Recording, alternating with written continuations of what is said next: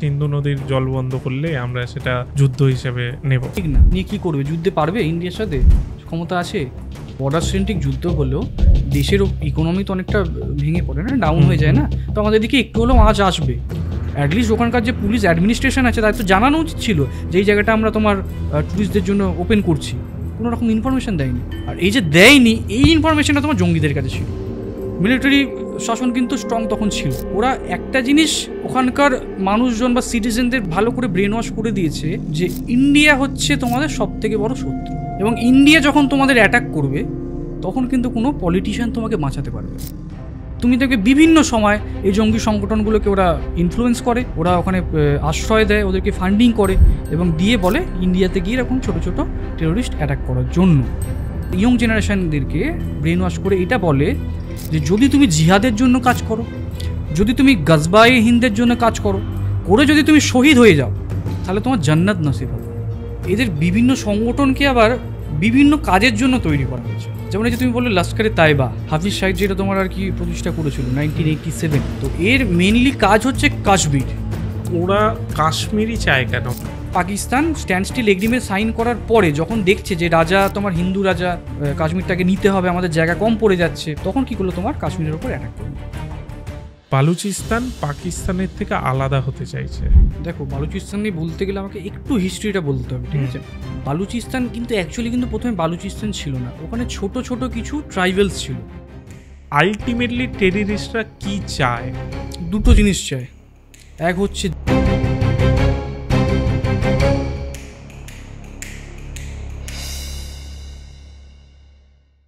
পেহেলগাঁওয়ে যে অ্যাটাকটি হয়েছে সেটি খুবই মর্মান্তিক। আমরা অ্যাজ অ্যান ইন্ডিয়ান শুধু একটাই বলতে পারি, আমাদের সবার মধ্যে একটা রাগ রয়েছে এখন। আমরা যখন মানে ক্যামেরার সামনে থাকি, মিডিয়া পার্সন বলা চলে, আমরা অনেক কিছু এক্সপ্রেস করতে পারি না, আমরা অনেক কিছু বলতে পারি না, বাট ভেতরে সেই রাগগুলো থেকে যায়। যখন প্রথম ওই ভিডিওগুলো আমাদের সামনে এসেছিল, আপনিও জানেন, আমিও জানি আমাদের মধ্যে, আমাদের ভেতরে কি ফিল হচ্ছিল, এখনও কি ফিল হচ্ছে।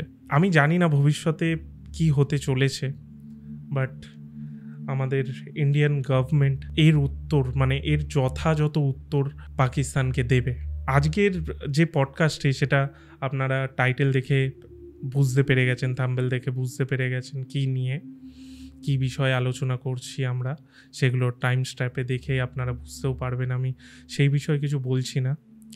বাট আমরা শুধু এই ঘটনার জাস্টিস চাই। আর একটা জিনিস বলতে পারি, সেটা হচ্ছে যে এই টেররিজম ওয়ার্ডটা যেন এইবারই শেষ হয়ে যায়। এটুকুই আমাদের পুরো টিম, আমাদের গভর্নমেন্টের কাছে এটুকুই আমরা অ্যাপিল করতে পারি যে এবারই এই টেররিস্ট ওয়ার্ডটাকেই মানে শেষ করে দিন। আজই আর কিছু বলবো না, চলুন আজকের পডকাস্টটি শুরু করা যাক।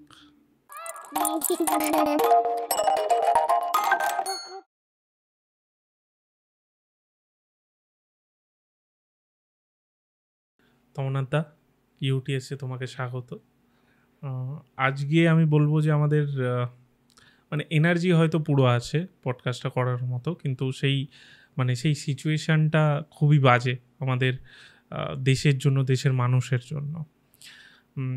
আজকে তোমাকে ডাকলাম মানে খুবই আর্জেন্ট। আমি মানে জানোই, কালকে রাতে তোমাকে বললাম, আর তুমি পুরো ব্যাপারটা, যাই হোক সে নিয়ে আর কথা বলছি না। বাট আমি আজকে তোমার কাছ থেকে জানতে চাইছি এই পাকিস্তানের সব কিছু বিষয় নিয়ে, এই জঙ্গি সংগঠন থেকে শুরু করে সব কিছু একদম ডিটেলসে। আমি যদি প্রথমেই তোমাকে বলি যে এই যে আমরা সবসময় শুনি যে পাকিস্তান মানে জঙ্গির একবারে ডেরা, যেটাকে ঘাঁটি, এটা কেন? মানে পাকিস্তান কেন জঙ্গি সংগঠনকে সবসময় সাপোর্ট করে? কি লাভ ওদের? দেখো, প্রথমেই বলবো যে যে ইনসিডেন্টটা হয়েছে সেটাতে আমাদের পুরো দেশই খুব মর্মাহত, ঠিক আছে? এই ইনসিডেন্টের নিন্দা করা ছাড়া তো আর কোনো কাজ নেই আমাদের, বা এই ইনসিডেন্টকে তো ভালো কোনোভাবেই বলা যায় না। আর যারা সেকুলারিজম করে এখনও যারা বলছে, ঠিক আছে, এটা সেকুলারিজমের উপর একটা কী বলবো, একটা খুব বড় একটা বাজে একটা স্ট্যাম্প, ঠিক আছে? হতে পারে আমাদের দেশ সেকুলারিস্ট বা আমাদের কান্ট্রি সেকুলার কান্ট্রি হতেই পারে, বাট এই ধরনের ইনসিডেন্টকে কখনোই কিন্তু আমরা সাপোর্ট করা উচিত না কারোরই, সেটা যে ধর্মের লোকই হোক না কেন। ঠিক আছে, তারপর পাকিস্তানে আসছি আমি আজকে, মানে আমাদের আলোচনাটাই হবে অ্যাকচুয়ালি, দেখো ইনসিডেন্ট কী হচ্ছে ওটা আমরা সকলেই জানি, যে কী করা হয়েছে সেগুলো নিয়ে পরে আলোচনা করব, কিন্তু অ্যাকচুয়ালি এই ইনসিডেন্টগুলো হওয়ার পিছনের ব্যাকগ্রাউন্ডটা কী আছে, ঠিক আছে, সেগুলো নিয়ে মনে হয় যে আলোচনা করাটা দরকার আছে। এই যে পাকিস্তান জঙ্গি সংগঠনকে সাপোর্ট করে, কেন করে, বা ওখানেই কেন জঙ্গিরা ঘাঁটি বেঁধে থাকে, ঠিক আছে, ওখানে কি তোমার কি মিলিটারি নেই, না ওখানে তোমার আর কি দেশের প্রতিরক্ষা বা সুরক্ষা ব্যবস্থা নেই, তারা কেন ওই ব্যাপারগুলোকে সাপোর্ট করছে, সেটা জানতে গেলে তোমাকে জানতে হবে আগে আমাদের দেশে যেমন কি আছে, ডেমোক্রেসি আছে, ওকে, ওদের কিন্তু ডেমোক্রেসি কনস্টিটিউশনে আছে, বাট অ্যাকচুয়ালি কিন্তু ওটা ডেমোক্রেসি নয়। ওদের ডেমোক্রেসিটা হচ্ছে টাইপ অফ হাইব্রিড ডেমোক্রেসি, ঠিক আছে, আমাদের যেমন গণতন্ত্র আছে, ওদের হচ্ছে হাইব্রিড গণতন্ত্র। কীরকম গণতন্ত্র, ওদের দেশে একটা মিলিটারি কু আছে, ঠিক আছে, মিলিটারি কু ইন দ্য সেন্স সরকারের মতো আছে, কিন্তু সরকারকে সবসময় কাজ করতে একটা মিলিটারি প্রেশারের মধ্যে দিয়ে, ঠিক আছে, আর এই প্রেশারটা কিন্তু ক্রিয়েট করে তোমার কিন্তু মিলিটারিটা নিজেই। কেন করে, এটা কিন্তু এখন থেকে শুরু হয়নি, এটা শুরু হয়েছিল কিন্তু সেই দেশভাগের সময় 1947 সাল থেকে। তখন পাকিস্তানকে একটা জায়গা দেওয়া হয়, ছোট জায়গা দেওয়া হয়, সেখানে অর্থনীতি অতটা স্টেবল হয়নি, স্বাভাবিক, এক ধরনের তোমার ওখানে হিন্দুরা ছিল, তাদেরকে এখানে আনা, এখান থেকে মুসলিমদের ওখানে এখান থেকে মুসলিমদেরকে ওখানে পাঠানো, ঠিক আছে, তো এইগুলো করলে তখন তো অর্থনীতি বা তোমার বলো একটা পরিকাঠামো বা কনস্টিটিউয়েন্সি অতটা স্ট্রং কিন্তু প্রথম থেকে ছিল না। তো যখনই ছিল না তখন মিলিটারি ব্যাপারটাকে পুরো কিন্তু কন্ট্রোলে নিয়ে নেয়, মিলিটারি শাসন কিন্তু স্ট্রং তখন ছিল, ঠিক আছে। তো এতে কি হয়, ওরা একটা জিনিস ওখানকার মানুষজন বা সিটিজেনদের ভালো করে ব্রেন ওয়াশ করে দিয়েছে, যে ইন্ডিয়া হচ্ছে তোমাদের সবথেকে বড় শত্রু, এবং ইন্ডিয়া যখন তোমাদের অ্যাটাক করবে তখন কিন্তু কোনো পলিটিশিয়ান তোমাকে বাঁচাতে পারবে না, তখন কিন্তু আমরাই তোমাকে প্রোটেক্ট করব। এই একটা ভয় কিন্তু পাকিস্তানের সিটিজেনদের মধ্যে কিন্তু মিলিটারিরা ঢুকিয়ে দিয়েছে, যার জন্য পুরোপুরি ডেমোক্রেসি কিন্তু পাকিস্তানে কোনো দিন আসতে পারবে না। কারণ পলিটিশিয়ানরা যতই চাক ডেভেলপমেন্ট করতে, ধরো আজকে যদি মিলিটারিতে খরচা না করে কোনো দেশ, তাহলে সেই টাকাটা কোথায় খরচা করবে, ডেভেলপমেন্টে খরচা করতে পারবে। এই যে পাকিস্তানের ইকোনমি যে এত যে উইক হয়ে গেছে, কেন, কারণ ম্যাক্সিমাম টাকাটাই ওদের চলে যাচ্ছে তোমার মিলিটারিতে, ঠিক আছে। এবার মিলিটারি যদি তোমার ইনভেস্ট যদি না করতে হয়, তখন সেই টাকাটা জনগণের তোমার বেটারমেন্টের জন্য, ডেভেলপমেন্টের জন্য পলিটিশিয়ানরা খরচা করবে, বা যারা ওখানে পলিটিক্যাল লিডার আছে, যারা কনস্টিটিউয়েন্সিতে যারা লিডার আছে, মিনিস্টার আছে, তারা সেটা ডেভেলপমেন্টে খরচা করতে পারবে, কিন্তু সেটা পারছে না, ঠিক আছে। তো মিলিটারির একটা কিন্তু ওখানে বড় একটা ভূমিকা কিন্তু গভর্নমেন্টের সাথে কিন্তু আছে। এবার হচ্ছে যে সরকার চায় এটাকে চেঞ্জ করতে, তাকেই কিন্তু ওরা গভর্নমেন্ট থেকে সরিয়ে দেয়। এই যে ইমরান খান, ও কিন্তু খুব পপুলার একজন কিন্তু নেতা ছিল তোমার পাকিস্তানে, কেন না হচ্ছে তোমার ওই ওয়ার্ল্ড কাপ জিতেছিল সেই টিমের ছিল, ঠিক আছে, তো ও কিন্তু খুব পপুলার লিডার ছিল। এবং যখনই একটা জিনিস দেখবে, ইন্ডিয়ার পাকিস্তানের মধ্যে কোনো পিস ট্রিটি সাইন হয়, তার ঠিক পরেই দেখবে কোনো জঙ্গি অ্যাট্যাক বা কোনো হামলা এটা হয়। তুমি দেখে নাও আমাদের লাল বাহাদুর শাস্ত্রী যখন তোমার ওই তাসখান ট্রিটি যখন সাইন করতে গেল, তারপরে উনি হার্ট অ্যাটাক করে মারা গেলেন। কীভাবে মারা গেলেন সেটা নিয়ে কিন্তু একটা বিরাট কিন্তু একটা ধোঁয়াশা আছে, ঠিক আছে। আমাদের এই যে তোমার অটল বিহারী বাজপেয়ী যখন তোমার শান্তি সফরে যখন গেল পাকিস্তানে, তারপরেই তোমার লাইন অফ কন্ট্রোলে তোমার কারগিলে তোমার যুদ্ধ হলো। যখনই ইন্ডিয়া পাকিস্তান ডিপ্লোম্যাটরা বা তোমার লিডাররা, পলিটিক্যাল লিডাররা ব্যাপারটা বসে আলোচনা করে মেটাতে চেষ্টা করেছে, তখনই দেখো তার ঠিক পরে এমন কিছু না কিছু অ্যাটাক হয়েছে পাকিস্তানের দিক থেকে, মিলিটারিরা করেছে। মিলিটারি তো ডিরেক্ট করে না, মিলিটারি আজকে যদি ডিরেক্ট অ্যাটাক করে তখন সেটা ইউএনএতে যাবে, ইউনাইটেড নেশনে যাবে, সেখানে গিয়ে পাকিস্তানকে তখন দোষারোপ করা হবে। ওই জন্য কী করে ওরা ওই জঙ্গি ঘাঁটিগুলোকে আশ্রয় দেয়, যারা গিয়ে কী করে ইন্ডিয়াতে অ্যাটাক করে এবং এই হিন্দু মুসলিম কনফ্লিক্টটা কমিউনাল ভাইলেন্সটাকে ক্রিয়েট করে। কমিউনাল ভাইলেন্স এই জিনিসটা কিন্তু শিখিয়ে দিয়ে গেছে ব্রিটিশার্সরা, যে কমিউনিটির বেসিসে ডিভাইড করো, নিজেদের মধ্যেই ঝামেলা করবে, কোনো দিন শান্তি পাবে না। তো দেখছে ইন্ডিয়া সেকুলার কান্ট্রি যদি হয়ে যায়, ইন্ডিয়ার ভেতরে কোনো যদি ঝামেলা না থাকে, পাকিস্তানের সাথে যদি শান্তি চুক্তি করে নেয়, পাকিস্তানের সাথে যদি কোনো ঝামেলা না থাকে, তাহলে তো এরা তো মিলিটারির আর তো কোনো প্রয়োজন থাকবে না, তখন মিলিটারির হাত থেকে তো ক্ষমতাটা আস্তে আস্তে বেরিয়ে যাবে। আজকে পাকিস্তানের মেইন যে ফান্ডগুলো সেগুলো মিলিটারি নিজেরা কি করে, নিজেদের বেটারমেন্টে ইউজ করে, ওখান থেকে ভালো টাকা নিজেরা সরিয়ে নেয়। আজকে তুমি দেখো মিলিটারি যত বড় বড় যারা লিডার আছে মিলিটারিতে পাকিস্তানে, তাদের ছেলেমেয়েরা সব তোমার বিদেশে গিয়ে পড়াশোনা করে, ঠিক আছে, সব টাকা পয়সা তারা ভোগ করে। তো এই ক্ষমতাটা তো তারা ভোগ করতে পারে না, পাওয়ার আর হচ্ছে মানি। আজকে যদি সব কিছু শান্ত হয়ে যায়, মানুষ যদি ধর্মের বিভেদের জন্য একে অপরের সাথে লড়াই না করে, ইন্ডিয়া পাকিস্তান যদি যুদ্ধ না করে, শান্তি চুক্তি যদি করে ফেলে, তাহলে তখন পাকিস্তানি মিলিটারির কোনো দরকার পড়বে না, বা তাকে তো মানুষ তো পুষবে না, ঠিক আছে। তো এই ব্যাপারটাকে কিন্তু পাকিস্তানি মিলিটারিরা খুব ভয় পায় যে আমার হাত থেকে ক্ষমতা চলে যাবে, যার জন্য ওরা কী করে ডিরেক্ট কিন্তু ইন্ডিয়ার ওপর অ্যাটাক করে না। পাকিস্তান অকুপাইড যে কাশ্মীর আছে সেখানে অনেকগুলো জঙ্গি সংগঠন, আমি আস্তে আস্তে আসবো পরে ডিটেলসে কোন সংগঠন কী করে, তো তাদেরকে ওখানে আশ্রয় দেয় এবং তাদেরকে ফান্ড সাপ্লাই করে।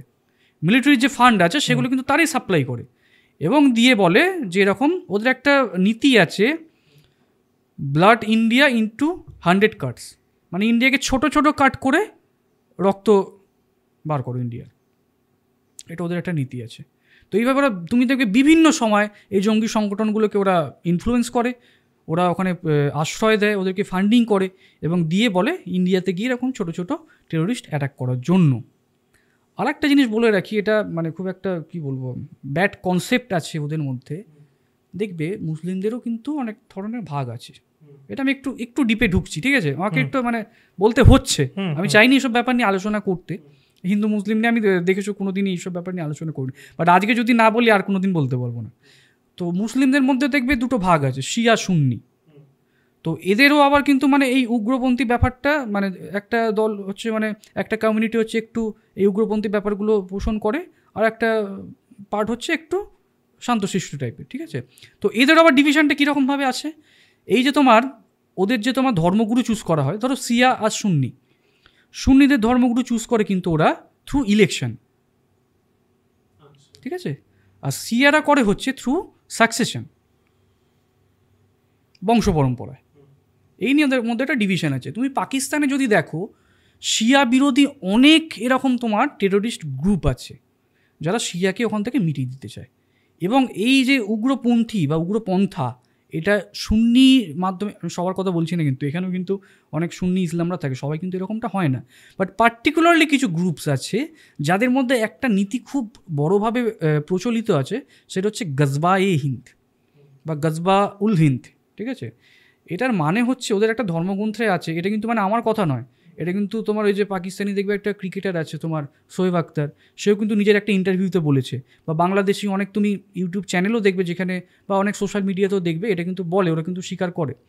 তো এই গজবাই হিন্দ মানে হচ্ছে তোমার ওদের একটা ধর্মগ্রন্থে আছে যে আমাদের যেমন কি তোমার কলিযুগে তোমার ভগবান কলকি অবতার আসবেন, ঠিক আছে, এসে যারা তোমার অধর্ম যারা করেছে তাদেরকে বিনাশ করবে, এই তো আছে আমাদের ধর্মগ্রন্থে, প্লেন অ্যান্ড সিম্পল। যারা অধর্ম করেছে, ধর্ম সংস্থাপনার্থায় সম্ভবানী যুগে যুগে, ঠিক আছে, তোমার ধর্ম সংস্থাপনের জন্য বারবার আমাদের ভগবান কৃষ্ণ অবতীর্ণ হবেন, এই তো বলেছে। ওদের বলেছে যে গজবায়ে হিন্দে বলছে যে তোমার হজরত মুহাম্মদের কোনো একজন উত্তরসূরির আবির্ভাব হবে এবং তার নেতৃত্বে ইসলামিক যারা তোমার লোকজন আছে বা মুসলিম যারা আছে তারা একটা সেনাবাহিনী গঠন করবে এবং সমস্ত বিশ্বের যত হিন্দু আছে সবাইকে মিটিয়ে দেবে এবং ইসলামিক কান্ট্রির প্রতিস্থাপনা করবে। আর এই নীতিটা মিলিটেন্টরা বা তোমার এই যে জঙ্গি সংগঠনরা, তারা কিন্তু যত মানে আর কি নতুন নতুন লোকজনদের নেয় বা যত তোমার জঙ্গি আর কি ইয়ং জেনারেশন আছে তাদের মাথায় এই কিন্তু তোমার মতবাদটা কিন্তু ঢুকিয়ে দেয়, ঠিক আছে, যে তোমার জন্ম হয়েছে এই জন্য এবং তোমার ধর্মগ্রন্থে এই জিনিসটা আছে, বা জিহাদ যেটা যেটা নামে আর কি এই জঙ্গি সংগঠনরা এত কিছু করে, এই গজওয়ায়ে হিন্দ আর হচ্ছে জিহাদ, এই দুটো জিনিস ওদের মেন্টালিটির মধ্যে খুব ভালো করে ব্রেন ওয়াশ করে ঢুকিয়ে দেওয়া হয় এবং ওরা এটার বেসিসে এই কাজগুলো করে। একটা ইন্টারভিউতে দেখছিলাম, মানে একজন তোমার আর কি এই জঙ্গি সংগঠনে আগে ছিল, পরবর্তীকালে সে সেখান থেকে বেরিয়ে আসে, তো বলছে ওখানে যারা আর কি মৌলবি আছে, ঠিক আছে, মুসলিম মৌলবি যারা আছে, তারা আর কি এই তোমার ইয়ং জেনারেশনদেরকে ব্রেন ওয়াশ করে এটা বলে যে যদি তুমি জিহাদের জন্য কাজ করো, যদি তুমি গজবায়ে হিন্দের জন্য কাজ করো, করে যদি তুমি শহীদ হয়ে যাও তাহলে তোমার জান্নাত নসিব হবে। এবং তাদেরকে এইভাবে লোক দেখায় জান্নাতে গিয়ে তুমি কী পাবে, জান্নাতে ওখানে গিয়ে সুন্দর সুন্দর অপ্সরা আছে, ওখানে সুন্দর সুন্দর গাছে ফল আছে, ঠিক আছে, ওখানে সব দিকে শান্তি বিরাজ করে, খুব সুন্দর জায়গা, তো তুমি ওখানে যেতে পারবে। তো কত তাড়াতাড়ি কে যেতে চাও, দিয়ে তাকে দিয়ে তোমার এই ধরনের কাজগুলো করায়।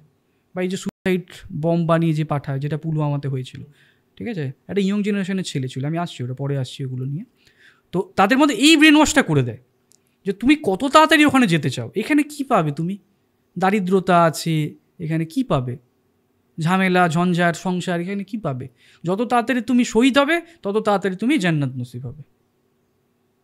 তো এই দিয়ে তোমার জঙ্গিদেরকে কিন্তু এই কার্যকলাপগুলো করানো হয়। এবং মিলিটেন্ট তোমার মিলিটারি, তোমার যে আর্মি ফোর্স আছে যে পাকিস্তানে, তারা এগুলো ইনডিরেক্টলি করে, কারণ ডিরেক্টলি তারা করতে পারবে না এই কারণে যে তোমার ইউএন তাহলে পাকিস্তানকে তোমার ব্লেম করবে। এবং কোনো পলিটিশিয়ানকে বা তোমার কোনো নেতাকে, পলিটিক্যাল লিডারকে কোনো রকম ডিপ্লোম্যাটিক ডিসিশনের মাধ্যমে এই জিনিসটা মেটাতে দেয় না, এবং তার এই হিন্দু মুসলিম কনফ্লিক্টটা জারি রাখে। এবং ওই পাকিস্তানের জনগণকে এটাই ভয় দেখায় যে দেখো হিন্দুস্তান বা ইন্ডিয়া হচ্ছে তোমাদের সবথেকে বড় শত্রু, যখন ইন্ডিয়া কিন্তু তোমাদের ওপর অ্যাটাক করবে তখন কিন্তু পলিটিশিয়ানরা তোমাকে বাঁচাতে পারবে না, একমাত্র আমরা তোমাকে বাঁচাতে পারবো। এই ভয়টা ওদের মধ্যে এখনও অবধি জিয়ে রাখে, এবং রেখে পুরো কন্ট্রোলটা ওরা নিজেদের হাতেতে রাখে। আচ্ছা, পাকিস্তানের ইকোনমি নিয়ে তুমি হালকা বললে যে ডাউন কেন, বাট আরেকটু যদি ডিটেলে বলতে পারো যে এতটা পাকিস্তানি, হ্যাঁ বলে দিচ্ছি। পাকিস্তান অ্যাকচুয়ালি হচ্ছে এমন একটা কান্ট্রি যেখানে তোমার কিন্তু রিসোর্সেস উৎপাদন কিন্তু কম আছে, ঠিক আছে, ওরা কিন্তু ম্যাক্সিমাম জিনিস কিন্তু তোমার ইম্পোর্ট করে বাইরে থেকে। যেমন তুমি দেখে নাও গম, পেট্রোলিয়াম, গাড়ি, ঠিক আছে, ম্যাক্সিমাম জিনিস কিন্তু ওরা বাইরে থেকে ইম্পোর্ট করে, আর এক্সপোর্ট করে কিন্তু খুব সামান্য জিনিস, অনলি টেক্সটাইল, ঠিক আছে। তো সেই দিক থেকে দেখতে গেলে যে বিদেশি যে মুদ্রাস্ফীতি যেটা, সেটা অটোমেটিক্যালি তোমার ইনক্রিজ করছে, কারণ বাইরে থেকে জিনিস ওদেরকে বেশি আনতে হচ্ছে, দেশ থেকে কম জিনিস যাচ্ছে, ঠিক আছে। তো এইটা একটা হচ্ছে মেন কারণ। সেকেন্ড হচ্ছে দেখো ওদের কিন্তু জলবায়ু কিন্তু অতটা ভালো নয়, ওয়েদার ওখানে কিন্তু মেনলি ওরা কিন্তু ওই কৃষিকার্য সব কিছু কিন্তু ওই সিন্ধু নদীর ওই জল দিয়েই কিন্তু হয়, যেটা রিসেন্টলি এই ব্যান করার জন্য বলেছে, ঠিক আছে, এই ঘটনাটা হওয়ার পর থেকে। এরপর কী হবে জানি না, তো যাই হোক, তো ওদের কিন্তু ওই খাবার জিনিসপত্র কিন্তু উৎপাদন কম হয়, ওই বাইরে থেকেই সব কিন্তু তোমার আমদানি করতে হচ্ছে। এবার দেশের মধ্যে তোমার যে টাকাটা মেন যে তোমার রিসোর্স, যেটা সামান্যটুকু রিসোর্স যেটা উৎপাদন করছে, যেটা দিয়ে ইনকামটা আসছে, সেটার ম্যাক্সিমামটা চলে যাচ্ছে তোমার মিলিটারিতে। মিলিটারিতে ইনভেস্টমেন্টটা ওই যে আগে বলছিলাম, মিলিটারিতে পুরো ফান্ডটা নিজেদের মতো করে ইউজ করছে, এটা গেল একটা পয়েন্ট। সেকেন্ডলি তুমি যদি দেখো ওরা কিন্তু আরব থেকে, চীন থেকে অনেক টাকা ঋণ নিয়েছে, সেটা কিন্তু ওরা আর শোধ করতে পারছে না, যার জন্য ওদের ইকোনমি ফুল ডিস্ট্রয় হয়ে গেছে। আর একটা কিন্তু ওদের খুব ভালো প্ল্যানিং ছিল, ঠিক আছে, সেটা ছিল হচ্ছে তোমার বালুচিস্তানে। ওরা চেয়েছিল তোমার চায়না পাকিস্তান ইকোনমিক্যাল একটা হাব বানাতে, যেরকম দুবাই করতে চেয়েছিল বালুচিস্তানকে, চেয়েছিল চায়না থেকে একটা তোমার ডিরেক্ট একটা তোমার রোড হবে, যেটা পাকিস্তানের ভেতর দিয়ে একদম জম্মু কাশ্মীরের যেটা তো পিওকে আছে, ওই চায়নার ওখান থেকে শুরু করে জম্মু কাশ্মীরের ওপর দিয়ে তোমার ডিরেক্ট এসে বালুচিস্তানে গিয়ে মিশবে। এবং সেখানে ওরা ইন্ডাস্ট্রিয়াল হাব বানাতে চেয়েছিল, কারণ বালুচিস্তানে পুরোটাই তোমার মরুভূমি, ম্যাক্সিমাম রে তোমার বালি, তার জন্য বালুচিস্তান নাম হয়েছে। ওটা আরও ডিটেলসে পরে আসবে যে কেন বালুচিস্তান নাম হলো বা ওখানে কী আছে।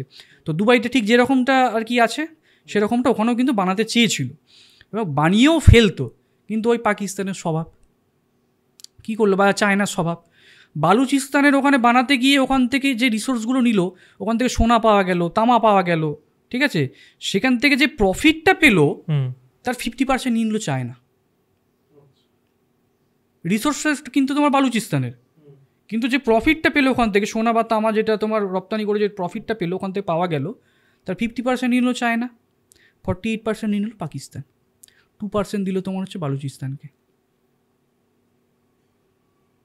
এবার ওখানে যারা তোমার লোকাল যারা জঙ্গি সংগঠন ছিল বালুচিস্তানে, তারা তো এবার ঝামেলা টামেলা করলো, চীনের অনেক নাগরিককে মারধর করলো, মেরে ফেললো, ঠিক আছে, পাকিস্তানের অনেক সেনাবাহিনীকে মারলো, মেরে তোমার পুরো ওই ইকোনমিক্যাল হাবটা বন্ধ করে দিল, যার জন্য একটা মোটা টাকার ওখানে ইনভেস্ট করেও কিন্তু ওটা তোমার লসে চলে গেল। এবার পাকিস্তান পড়ে গেছে এমন একটা জায়গাতে, বালুচিস্তানের দিক থেকে ওদের একটা প্রবলেম আসছে, ইন্ডিয়ার দিক থেকেও একটা প্রবলেম আসছে, আর চায়নার দিক থেকে ওরা ঋণ নিয়েছে সেটা শোধ করতে পারছে না। এবার এই দিক থেকে দেখতে গেলে তুমি যদি পাকিস্তানের সাধারণ জনতার কথা বলো বা সিটিজেনদের কথা বলো বা তোমার ইকোনমিকের কথা বলো, সেটা কিন্তু পুরো ডিস্ট্রয় হয়ে গেছে। তার একমাত্র কারণ হচ্ছে জঙ্গি সংগঠনগুলো, কিন্তু সেটা কিন্তু স্ট্রং আছে, কেন?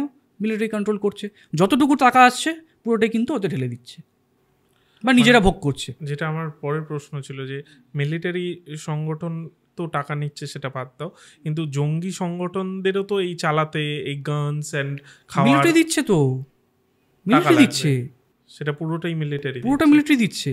শুধু তাই নয়, তোমার বিদেশ থেকেও কিছু টাকা কিন্তু ওরা পায়, ফরেন কারেন্সি কিন্তু অনেক পায়। কীরকমভাবে পায়? ওদের কিছু লোকজন বা কিছু এজেন্ট বাইরে কাজ করে, তারা মোটা টাকা ইনকাম করে, তারা কিন্তু এদেরকে কিন্তু সাপোর্ট করে। এরকমও কিন্তু আছে, দুবাইতে আছে ওদের অনেক লোকজন, ঠিক আছে, তোমার ব্রিটেনে আছে, যারা ওখানে থাকে ওখানকার নাগরিক, ওরা কিন্তু ফান্ডিং করে এদেরকে।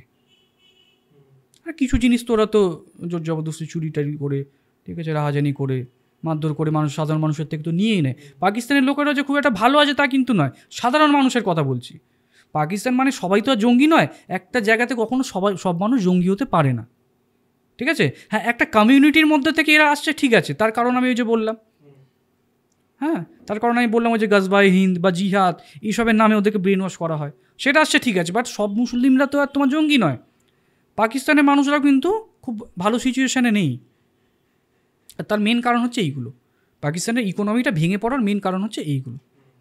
তার মধ্যে চায়নারও অনেকটা তোমার ইনফ্লুয়েন্স আছে, ও চেয়েছিল ওটা করতে দিয়ে পুরো যে ফান্ডিংটা পেলো ওখান থেকে 50% নিয়ে নিল, যেতে আরও তোমার পাকিস্তানের ইকোনমি আরও তোমার ভেঙে পড়লো। তো এইসব দিয়ে দেখতে গেলে মানে পাকিস্তান আরও ইন ফিউচার যদি এটা চেঞ্জ না করে, ওরা যদি ডেমোক্রেসি না নিয়ে আসে না, ওদের এই প্রবলেমগুলো কোনো দিন মিটবে না। যতদিন মিলিটারি শাসন চলবে, ইনডিরেক্ট শাসন, ওদের কিন্তু ডিরেক্ট শাসন নেই, কিন্তু ইনডিরেক্ট শাসন যতদিন চলবে, আর যে এটা প্রোটেস্ট করতে যাবে, তুমি দেখো ইমরান খান এখনও কিন্তু জেলে, এটাকে চেঞ্জ করতে চেয়েছিল, সবাই মিলে কী করলো, জেলে পড়ে দিল। কিন্তু এখানে একটা ভালো জিনিস হয়েছে, তখন কিন্তু ওকে সাপোর্ট করে যারা সাপোর্ট করেছে তারা কিন্তু এটা নিয়ে প্রোটেস্ট করেছিল, আর কিন্তু এই জিনিসগুলো ছিল না। বাট আস্তে আস্তে চেঞ্জ হচ্ছে, বাট অনেকটা লেট হয়ে গেছে। জানি না এরপরে আর কী হবে, কারণ আর পাকিস্তানে ঘুরে দাঁড়ানোর আর কোনো সুযোগ নেই, কোনো স্কোপ নেই এখানে, তাই না? আচ্ছা, এই গেলে তো পাকিস্তানের সব ডিটেলস কথা, ওরা ভেতরে কি করছে কি না করছে। আর মানে আর একটা জিনিস তুমি হয়তো মিস করেছো, সেটা আমি বলে দিচ্ছি, যেটা আমার মনে হচ্ছে যে প্রচণ্ড কারাপ্টেড, তো সেটা মানে তো বটেই, হ্যাঁ, মানে প্রচণ্ড কারাপশন, হ্যাঁ, মানে আর্মি তো কারাপশন করছে সেটা বোঝাই যাচ্ছে, পুরো টাকাটা নিয়ে নিচ্ছে, বাট সাধারণ পলিটিশিয়ান থেকে শুরু করে সব কারাপশন, তো ওটা বাদ দিলাম, ওটা তো মানে বিভিন্ন দেশেই থাকে, সব দেশেই কারাপশন কম বেশি থাকে, কিন্তু ওদের মেন টাকাটা থাকছে না এই কারণ ওরা তোমার টাকাটা ইনভেস্ট করছে হচ্ছে মিলিটারিতে, ডেভেলপমেন্টে, জঙ্গি সংগঠন ডেভেলপমেন্টে খরচাটা করবে কি করে? কারণ ওখানকার জনতাদের তো এটা বোঝানো হয়েছে যে তোমাদেরকে আমরাই একমাত্র প্রোটেকশন দিতে পারি, যখন ইন্ডিয়া তোমাদের এগেনস্টে যুদ্ধ করবে, পলিটিশিয়ানরা বাঁচাতে পারবে না, তো মানুষ পলিটিশিয়ানদের উপর ভরসা রাখবে কেন? পেহেলগাঁওয়ে যে অ্যাটাকটা হলো সেটার মাস্টার মাইন্ড সম্ভবত সাইফুল্লাহ খালিদ, যেটা বলছিল, আমি জানি না প্রোনাউন্সিয়েশনটা ঠিক করলাম কিনা, বাট মানে সেটা সম্ভবত লস্করের, এবার লস্কর আবার নাম ঠাম চেঞ্জ করেছে, কী সব করেছে। তো এই যে লস্করের আবার হেড হাফিজ সাইদ সম্ভবত। তো এই যে এতগুলো নাম আসছে, বাট লস্কর আমরা শুনি, এবার তাজের সময় আর একটা নাম শুনেছিলাম যে প্রচুর নাকি সংগঠন আছে ওদের, এইসব টেরোরিস্টদের। আমি বলছি, হ্যাঁ, এদের বিভিন্ন সংগঠনকে আবার বিভিন্ন কাজের জন্য তৈরি করা হয়েছে। আচ্ছা, ঠিক আছে, যেমন এই যে তুমি বললে লস্করে তাইবা, হাফিজ সাইদ যেটা তোমার আর কি প্রতিষ্ঠা করেছিল 1987, তো এর মেনলি কাজ হচ্ছে কাশ্মীর। আচ্ছা, কাশ্মীরে যত ধরনের তোমার আর কি টেরিটরি নিয়ে সমস্যা করা বা তোমার যত রকম অ্যাটাক করা, এদের মেন কাজ হচ্ছে তোমার কিন্তু কাশ্মীর রিলেটেড কাজকর্ম করা, ঠিক আছে। কিন্তু এরা একবারই কী করেছিল, কাশ্মীর ছেড়ে তোমার এই যে 2008-এ যে তোমার মুম্বাই অ্যাটাক হয়েছিল, সেটা একমাত্র লস্করে তাইবা করেছিল। কিন্তু তার আগে বা তারপরে এই যে তোমার যেটা বলছো পেহেলগাম, ঠিক আছে, তো এটাও দেখবে কাশ্মীরেই। তো কাশ্মীর রিলেটেড যত তোমার আর কি অ্যাটাক করা বা যত কিছু সব কিন্তু মাস্টার মাইন্ড কিন্তু তোমার এই লস্করে তাইবা, ঠিক আছে। আচ্ছা, এটা ছাড়াও আছে তোমার জৈশ-ই-মোহাম্মদ, ঠিক আছে। তোমার এটা হচ্ছে মাসুর আজাদ 2000 সালে এটাকে প্রতিষ্ঠা করেছিল। আফগানিস্তান থেকে ঠিক ছাড়া পেলো মাসুর আজাদ, পাকিস্তানে এলো, পাকিস্তান ওকে নিয়ে বড় করে র্যালি বার করলো, করার পর হচ্ছে তোমার কি জেইশ-ই মোহাম্মদের প্রতিষ্ঠা করে। এই জেইশ-ই মোহাম্মদ হচ্ছে তোমার এই যে তোমার পুলওয়ামাতে যে অ্যাটাকটা হয়েছিল, এই জেইশ-ই মোহাম্মদ এটা করেছিল 2019 সালে যে পুলওয়ামা অ্যাটাক হলো, ঠিক আছে, তোমার ওই গাড়ি নিয়ে গিয়ে বম নিয়ে গিয়ে তোমার পুলওয়ামাতে গিয়ে যে অ্যাটাক করলো, এটা করেছিল তোমার কিন্তু এই জেইশ-ই মোহাম্মদ এই সংগঠন থেকে করা হয়েছিল এটা, ঠিক আছে। আর এর হেড হচ্ছে তোমার মাসুর আজাদ। আচ্ছা, ওসামা বিন লাদেনকে মনে আছে? ওসামা বিন লাদেন যে তোমার 2011 সালে তোমার আমেরিকা অ্যাটাক করে গিয়ে মেরে ফেললো, তো ওসামা বিন লাদেনের দল ছিল তোমার আল কায়দা। ও হচ্ছে তোমার যত দেখবে যে তোমার আমেরিকাকে অ্যাটাক করা বা ইন্ডিয়াতে যে ছোটোখাটো অ্যাটাকগুলো করতো সেগুলো কিন্তু ওদের কাজ ছিল কিন্তু এগুলো করা। শুধু ইন্ডিয়া নয়, ইন্ডিয়া ছাড়াও হচ্ছে তোমার বাইরের কান্ট্রি যারা আর কি পাকিস্তানের এগেনস্টে, ঠিক আছে, তাদেরকে কিন্তু অ্যাটাক করা, এই কাজগুলো কিন্তু তোমার আল কায়দা করতো। আচ্ছা, আর একটা জিনিস এই রিসেন্ট খুব দেখবে তোমার এতে আসছে, বালুচিস্তান লিবারেশন আর্মি, ঠিক আছে, যারা তোমার হচ্ছে এই একটা ট্রেনকে তোমার অ্যাটাক করলো, পাকিস্তানের একটা ট্রেনকে, ঠিক আছে। হ্যাঁ, তো এদের কাজ হচ্ছে পাকিস্তানি আর্মি যারা আর কি তোমার বালুচিস্তানকে স্বাধীনতে বাধা দিচ্ছে তাদেরকে অ্যাটাক করা। আচ্ছা, নিজেদের ঘরের শত্রু, ঠিক আছে। আর এছাড়াও কিন্তু এরা কিন্তু পাঞ্জাব বর্ডার যেহেতু তোমার একদম ইন্ডিয়ার সাথে তোমার লাগু আছে, কারণ পাঞ্জাবের ম্যাক্সিমামটাই তোমার পাকিস্তানে চলে গেছে, কিছুটা পোর্শন আমাদের ইন্ডিয়াতে এসছে, তো সেখানেও কিন্তু ছোটোখাটো ঝামেলা করা এরা কিন্তু এইগুলোও কিন্তু করে। ওকে, তো বিভিন্ন ধরনের এছাড়াও আরও অনেক সংগঠন আছে, এদের সবার কিন্তু বিভিন্ন কাজ। আচ্ছা, যেমন এদের নিজের ভেতরেই আবার একটা সংগঠন আছে লস্করে জিংভি। এরা কী করে হচ্ছে বলছিলাম, শিয়া যারা আছে তোমার মানে পাকিস্তানে যারা শিয়াপন্থী যারা তোমার মুসলিম আছে তাদেরকে তোমার নিধন করে এদের কাজ, তাদেরকে প্রেশারে রাখা, তাদের উপর অ্যাটাক করা, বা তোমার ইন্ডিয়াতেও যারা আর কি তোমার শিয়াপন্থী যারা মুসলিম আছে তাদেরকে অ্যাটাক করা। শুধু যে মানে মুসলিমরা যে শুধু হিন্দুদেরকে অ্যাটাক করছে তা কিন্তু নয়, তুমি পাকিস্তানে গিয়ে দেখো শিয়াপন্থী যারা মুসলিম আছে তাদেরকেও কিন্তু এরা কিন্তু অ্যাটাক করে। ম্যাক্সিমাম জঙ্গি সংগঠন কিন্তু তোমার সুন্নিপন্থী হয়ে থাকে, ঠিক আছে। তো পাকিস্তানে যদি তুমি দেখো সেখানেও কিন্তু তোমার মানে ইসলামিকরা বা তোমার মুসলিমরা কিন্তু সেখানেও কিন্তু সব মুসলিম কিন্তু সেফ নয়। ওকে, আর এরা সবাই কিছু না কিছুভাবে তোমার ইন্ডিয়াকে অ্যাটাক করে, কিন্তু মেইন এদের উদ্দেশ্য মানে যেই উদ্দেশ্যের জন্য আর কি সংগঠনগুলো বানানো হয়েছিল সেগুলো আমি বললাম, তার মানে এই না যে তারা শুধু ওইগুলোই করবে, তারা কিন্তু বিভিন্নভাবে ইন্ডিয়াকে কিন্তু অ্যাটাক করে, ক্ষতি করছে, বা তোমার বাংলাদেশ থেকেও ক্ষতি করতে আসে অনেক সময়, ঠিক আছে। মেনলি আসে তোমার এই পাকিস্তানের পিওকেতে যে আছে, পিওকেটা এমন একটা জায়গা, এই যে তোমার দেখবে পাহাড় আছে ওখানে, মানে জঙ্গি ঘাঁটিগুলো লোকাতে সুবিধা হয়, দুর্গম এরিয়া, কিছুটা সিয়াচেনের কাছে চলে যাও, ওপর দিকটা একদম জম্মু কাশ্মীরের ওপরে, ওখানটা দুর্গম এরিয়া, মানুষ ওখানটা যেতে পারে না, ঠিক আছে। কিছুটা পোর্শন আবার ওখানে চীনকে আবার মানে পাকিস্তান দখল করে আবার চীনকে দিয়েছে, সেই জায়গাগুলো চীন প্রোটেকশান দিচ্ছে, কিছুটা চীনও কিন্তু প্রোটেকশান দেয় জঙ্গি সংগঠনকে, কিছুটা আবার তোমার এই পাকিস্তানও দেয়। ওই জায়গাগুলো দুর্গম জায়গা, ওইখানে কিন্তু চট করে পৌঁছাতে পারবে না বলে ওই জায়গায় কিন্তু জঙ্গি ঘাঁটিগুলোকে তৈরি করে রাখে। আর ম্যাক্সিমাম তৈরি করে রাখে হচ্ছে ইন্ডিয়ার বর্ডার বরাবর, যাতে মানে ইজিলি কোনোভাবে বর্ডার ক্রস করে, এই যে তোমার পুলওয়ামাতে যে অ্যাটাকটা হয়েছিল, কী করেছিল জানো, যে বর্ডার যে আছে না কাটা এলওসি লাইন অফ কন্ট্রোল, ওর নিচ দিয়ে তোমার সুড়ঙ্গ করে তোমার আর কি ওখানে প্রশিক্ষণ দেওয়া তো পিওকোতে, ওখান থেকে এই সুড়ঙ্গ করে তোমার ইন্ডিয়াতে প্রবেশ করেছিল। অতটা RDX কীভাবে এলো কেউ কোনো দিন ভেবেছে? 70 জন তোমার জঙ্গি, এই মানে যাদের ইয়ং জেনারেশন জঙ্গি, যাদের কম বয়স, তাদেরকে ওখানে ট্রেনিং দেওয়া হয়েছিল পিওকেতে নিয়ে গিয়ে, এবং ওই তোমার ওই সুড়ঙ্গের ভেতর দিয়ে সবাই বারে যেত, বারে একটু করে তোমার RDX আনতো, এবং এনে একেবারে অতটা RDX দিয়ে তোমার, নাহলে অত RDX হঠাৎ করে তোমার কোথা থেকে আসবে, অতটা RDX হঠাৎ করে কোথা থেকে আসবে, ওই একটু করে এনে তোমার বমটা তৈরি করেছিল। যাক, সেটা নিয়ে পরে আসবো, আমি ডিটেলসে আসছি, পুলওয়ামাটা তো নিয়ে আলোচনা করার দরকার আছে। বাট ওদের মেন টার্গেট হচ্ছে তোমার পিওকেতে ওরা থাকে, আর তাছাড়া হচ্ছে তোমার এই যে ইন্ডিয়ার যে বর্ডার বরাবর ওদের তোমার জঙ্গি ঘাঁটিগুলো কিন্তু আছে, এবং ওদের বিভিন্ন কাজের জন্য তৈরি করা হয়েছিল ঠিকই, বাট ওদের মেন টার্গেট হচ্ছে এই হিন্দু মুসলিম কনফ্লিক্টটাকে বজায় রাখা, বা তোমার শিয়া সুন্নি যেটাই হোক না কেন এই কনফ্লিক্টটাকে বজায় রাখা, এবং রেখে তোমার স্টেবিলাইজেশন যেন না আসে, গভর্নমেন্টের স্টেবিলাইজেশন যেন না আসে, ইকোনমিতে স্টেবিলাইজেশন যেন না আসে, ঝামেলা যাতে লেগে থাকে, এটাই হচ্ছে এদের মেন উদ্দেশ্য। আচ্ছা, ওরা কাশ্মীরই চায় কেন? মানে যে কোনো পাকিস্তানি বলে যে কাশ্মীর আমাদের, তো কাশ্মীর চায় কেন? এইটা জানতে গেলে তোমাকে সেই আমাদের কিন্তু হিস্ট্রিতে যেতে হবে। আচ্ছা, যখন আমাদের দেখবে এই তোমার দেশভাগ হলো, ধর্মের ভিত্তিতে ভাগ হয়েছে। তো দেশভাগের প্রধান নীতি ছিল যেই এরিয়াগুলো তোমার মুসলিম মেজরিটি সেগুলো যাবে তোমার পাকিস্তানে। যেই কারণে দেখবে আমাদের এদিকে বাংলাদেশ, ঠিক আছে, ইস্ট পাকিস্তান ওয়েস্ট পাকিস্তানের যে ডিভিয়েশনটা হলো ওটা তো ওই দিকে, এটা তো এই দিকে, ঠিক আছে। তো ওখানে তোমার মুসলিম মেজরিটি কিন্তু বেশি হলো বাংলাদেশে। তো ডিভিয়েশনটা এইভাবে হয়েছে যে যেখানে মুসলিম মেজরিটি বেশি থাকবে, মানে মোহাম্মদ আলী জিন্নার এখানে একটা তোমার দ্বিজাতি তত্ত্ব ছিল। দ্বিজাতি তত্ত্বটা একটু ছোটো করে বলে দিচ্ছি, বড় হয়ে যাবে হয়তো ভিডিওটা, যে হিন্দু এবং মুসলিম একসাথে কিন্তু তোমার থাকতে পারবে না। তো সুতরাং যেখানে মুসলিম মেজরিটি আছে সেটা তোমার পাকিস্তানে যাবে, যেখানে হিন্দু মেজরিটি আছে সেটা তোমার হিন্দুস্তানে যাবে। এই হিন্দুস্তান পাকিস্তান ডিভিয়েশনে এটা ছিল মূল মন্ত্র, ঠিক আছে। এবার অনলি যেই জায়গাগুলো ব্রিটিশরা তোমার রাজ করতো ইন্ডিয়ার মধ্যে বা অবিভক্ত তোমার ভারতে, যে জায়গাগুলো ব্রিটিশ রাজের আন্ডারে ছিল বা ব্রিটিশ এম্পায়ারের আন্ডারে ছিল, সে পার্টটা ডিভিয়েশন হয়ে গেল এই হিন্দু মুসলিমের ভিত্তিতে।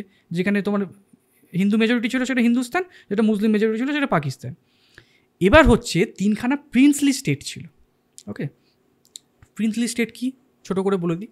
প্রিন্সলি স্টেট হচ্ছে যেই জায়গাগুলো বা যেই রাজ্যগুলো স্বাধীন ছিল কিন্তু অনলি তাদের ডিফেন্স, বিদেশ নীতি আর হচ্ছে কমিউনিকেশন, এইগুলো তোমার ব্রিটিশরা পরিচালনা করতো। বাকি তারা নিজেদের রাজ্য কিন্তু নিজেরা পরিচালনা করতো। তাদেরকে বলা হতো প্রিন্সলি স্টেট। তাদের নিজস্ব স্বাধীন রাজা ছিল, সব কিছু ইন্টারনাল অ্যাফেয়ার সব কিছু তারা করতো। শুধুমাত্র তিনটে জিনিস, বিদেশ নীতি, ইকোনমিক্স আর তোমার হচ্ছে ডিফেন্স, এই তিনটে জিনিস কন্ট্রোল করতো তোমার ব্রিটিশরা। তো তাদেরকে বলা হতো প্রিন্সলি স্টেট।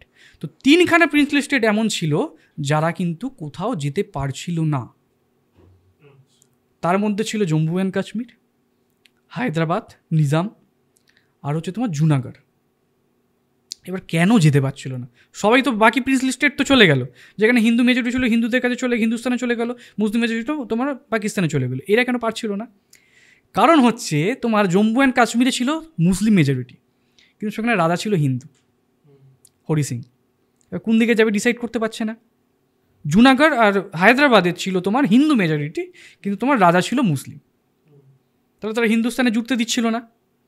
দেখবে তোমার ওই রাজাকার বলে এক ধরনের তোমার কমিউনিটি তৈরি করেছিল, মিলিটেন্টদের কমিউনিটি তৈরি করেছিল ওই মুসলিম, তোমার যে হায়দ্রাবাদের যে মুসলিম রাজা ছিল না, সে হচ্ছে ওখানে হিন্দু মেজরিটি ছিল, মেজরিটিকে তোমার ডাউন করে তাদের উপর অত্যাচার করে ওটা ইন্ডিপেন্ডেন্ট স্টেট বানানোর জন্য রাজাকার বলে এক ধরনের তোমার কমিউনিটি তৈরি করেছিল, যেখানে মুসলিম তোমার সংগঠন বা মুসলিম লিডাররা কী করতো, হিন্দুদের উপর অত্যাচার করতো, রেপ, ধর্ষণ, ঠিক আছে, তোমার রাহাজানি, চুরি, ডাকাতি এসব করতো, করে তাদেরকে ফোর্সফুলি কনভার্ট করানোর চেষ্টা করেছিল মুসলিমে। ওদের টেন্ডেন্সি ছিল নয় এটাকে আমরা মুসলিম কান্ট্রি বানাবো, দিয়ে পাকিস্তানের সাথে জুড়বো, আর নয় এটা ইন্ডিপেন্ডেন্ট স্টেট থাকবে। এবার ইন্ডিয়া দেখছে যে আমাদের দেশের একদম মাঝখানে যদি একটা মুসলিম যদি একটা স্টেট তৈরি হয়ে যায়, সেটা যদি পাকিস্তানের সাথে জুড়ে যায়, তো ইন্ডিয়ার তো তোমার ডিফেন্সে তো এটা তো একটা বড় টেরার। আমি কাশ্মীরে আসছি, তার আগে এই জায়গাটা একটু ক্লিয়ার করে দিই যে কী হয়েছিল, তবে ওটার সাথে রিলেট করা যাবে। তো তখন কি করলো নেহেরুজি, কিন্তু কখনোই ওখানে কিন্তু তোমার ফোর্স পার্টি কিন্তু তোমার নিজামকে দখল করতে চায়নি, হায়দ্রাবাদকে কিন্তু দখল করতে চায়নি। তো হায়দ্রাবাদ তখন স্ট্যান্ড স্টিল এগ্রিমেন্ট সাইন করলো। স্ট্যান্ড স্টিল মানে হচ্ছে আমি 1 বছরের জন্য যেমন আছি তেমন থাকবো, পাকিস্তানেও যাব না, তোমার হিন্দুস্তানেও যাব না।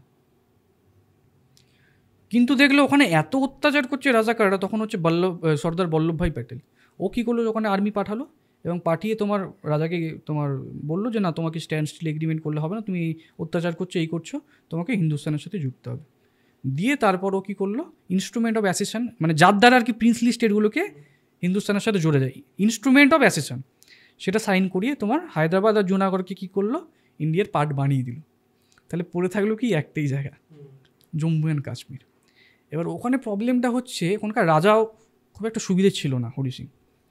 ও দেখছে আমি যদি আজকে পাকিস্তানের সাথে জুড়ে যাই, তাহলে পাকিস্তান কি করবে, রাজত্বটা আর রাখতে দেবে না, হিন্দু রাজা ও ওখান থেকে সরিয়ে দেবে, হিন্দু রাজাকে রাখবে না, মুসলিম রাজা বা কাউকে একটা কিছু রাখবে, পাকিস্তানের সাথে জুড়তে পারছে না। আর দেখছে আমি যদি ইন্ডিয়ার সাথে জুড়ি, তাহলে ইন্ডিয়া তোমার ডেমোক্রেসি, ঠিক আছে, সেকুলারিজম, ওখানে তোমার রাজতন্ত্র থাকবে না, ডেমোক্রেসি চলে আসবে, গণতন্ত্র চলে আসবে, তো তাহলে ওর রাজার শাসন ওখানে অবলুপ্ত হয়ে যাবে। তো দেখলো যে আমি তো তাহলে তোমার ইন্ডিয়ার সাথেও যেতে পারছি না, পাকিস্তানের সাথে, আমি যেমন আছি তেমন থাকবো, ঠিক আছে। এইখানে তোমার পাকিস্তান একটা ভুল করলো, ও কী করলো, কাশ্মীরের সাথে স্ট্যান্ড স্টিল এগ্রিমেন্ট সাইন করিয়ে নিল। মানে কাশ্মীর তোমার যেমন আছে তেমন থাকবে, আমাদের সাথে জুড়তেও হবে না, ঠিক আছে, তুমি যেমন আছো তেমন থাকবে। ইন্ডিয়া কিন্তু তখন স্ট্যান্ড স্টিল এগ্রিমেন্টে সাইন করালো না। এটা তখন একটা বুদ্ধিমানের কাজ করেছিল। দিয়ে কি হয়, Pakistan standstill agreement sign করার পরে যখন দেখছে যে রাজা, তোমার হিন্দু রাজা, কাশ্মীরটাকে নিতে হবে, আমাদের জায়গা কম পড়ে যাচ্ছে, পাকিস্তানের জায়গা কম পড়ে যাচ্ছে, তখন কি করলো, তোমার কাশ্মীরের ওপর অ্যাটাক করলো। তখন যখন দেখছি অ্যাটাক করে, যখন কাশ্মীরের রাজা দেখছে যে অলরেডি শ্রীনগর অবধি চলে এসছে, অনেকটা দখল করে নিয়েছে, তখন দেখছে এর আর কিছু করার নেই। তখন গিয়ে তোমার আমাদের ইন্ডিয়ান নেহরুজিকে ও রিকোয়েস্ট করলো, তখন নেহরুজি ওখানে ফোর্স পাঠিয়ে তোমার যুদ্ধ হলো। এবং যুদ্ধ হয়ে পাকিস্তান আর্মিকে কিন্তু নেহরুজি, মানে ইন্ডিয়ান আর্মি অনেকটা কিন্তু পিছনে পাঠিয়ে দিল, যতটা আর কি দখল করে নিয়েছিল তাতে কিন্তু অনেকটা পিছনে পাঠিয়ে দিল। কিন্তু এইখানে তোমার নেহরুজি একটা ভুল করলো, মানে যুদ্ধ চলাকালীন মিডিলেই কী করলো, গিয়ে তোমার ইউএনএতে ব্যাপারটা গিয়ে তুললো। তখন আবার ইউএনএ এখন যেমন তোমার আমেরিকা, যেমন ইউএনএ তখন মাথা ছিল হচ্ছে আমেরিকা, এখন যেমন তোমার আমেরিকা তোমার ইন্ডিয়াকে সাপোর্ট করে, তখন কিন্তু সেটা ছিল না। তখন কিন্তু আমেরিকা সাপোর্ট করতো তোমার পাকিস্তানকে। ও তখন কি করলো, বললো যে যতটা অকুপাই করে আছো, যে যতটা জায়গায় আছো সেখানে যুদ্ধ থামা এবং ততটা তার দখলে রাখো। তারপর থেকে শুরু হলো ওই এলওসি বা লাইন অফ কন্ট্রোল। কিন্তু অ্যাকচুয়ালি কিন্তু তোমার ওই যে নেহরুজি যে হেল্প করলো, তার বদলে কিন্তু ওই স্ট্যান্ড স্টিল এগ্রিমেন্ট সাইন করায়নি আমাদের ইন্ডিয়া। তখন কিন্তু কি করলো, ওই ইনস্ট্রুমেন্ট অফ অ্যাসেশন, যে ইন্ডিয়ার সাথে যুক্ত হও তুমি, ওইটা তখন কিন্তু ওর থেকে সাইন করিয়ে নিল। সাইন করে তখন কী হলো, জম্মু অ্যান্ড কাশ্মীর তখন থেকে কি হলো, ইন্ডিয়ার একটা ইন্টিগ্রেটেড পার্ট হয়ে গেল। বাট ওই যে তোমার ইউএন বলে দিল যে পাকিস্তান যতটা অকুপাই করে আছে, যে যেখানে আছো সে সেখানেই স্টপ করে যাও। ওই অকুপাই হওয়ার পর থেকে ওই অকুপাই হয়েই আছে। এবং তারপর পাকিস্তান আবার কি করলো, দেখছে যে এই অকুপাই করে আছি, যে কোনো টাইম তো আমাকে আবার যুদ্ধ লাগতে পারে। তখন কি হলো, কিছুটা পার্ট, ওপরের দিকে কিছুটা পার্ট আবার তোমার চায়নাকে দিয়ে দিল, এবং নিচে আবার ইন্ডিপেন্ডেন্ট কাশ্মীর বলে কিছুটা জায়গা আবার ওখানে একজন রাজাকে বসালো। দিয়ে সব রকমভাবে এই করে এই পিওকেটা এখনও কিন্তু দখলে আছে।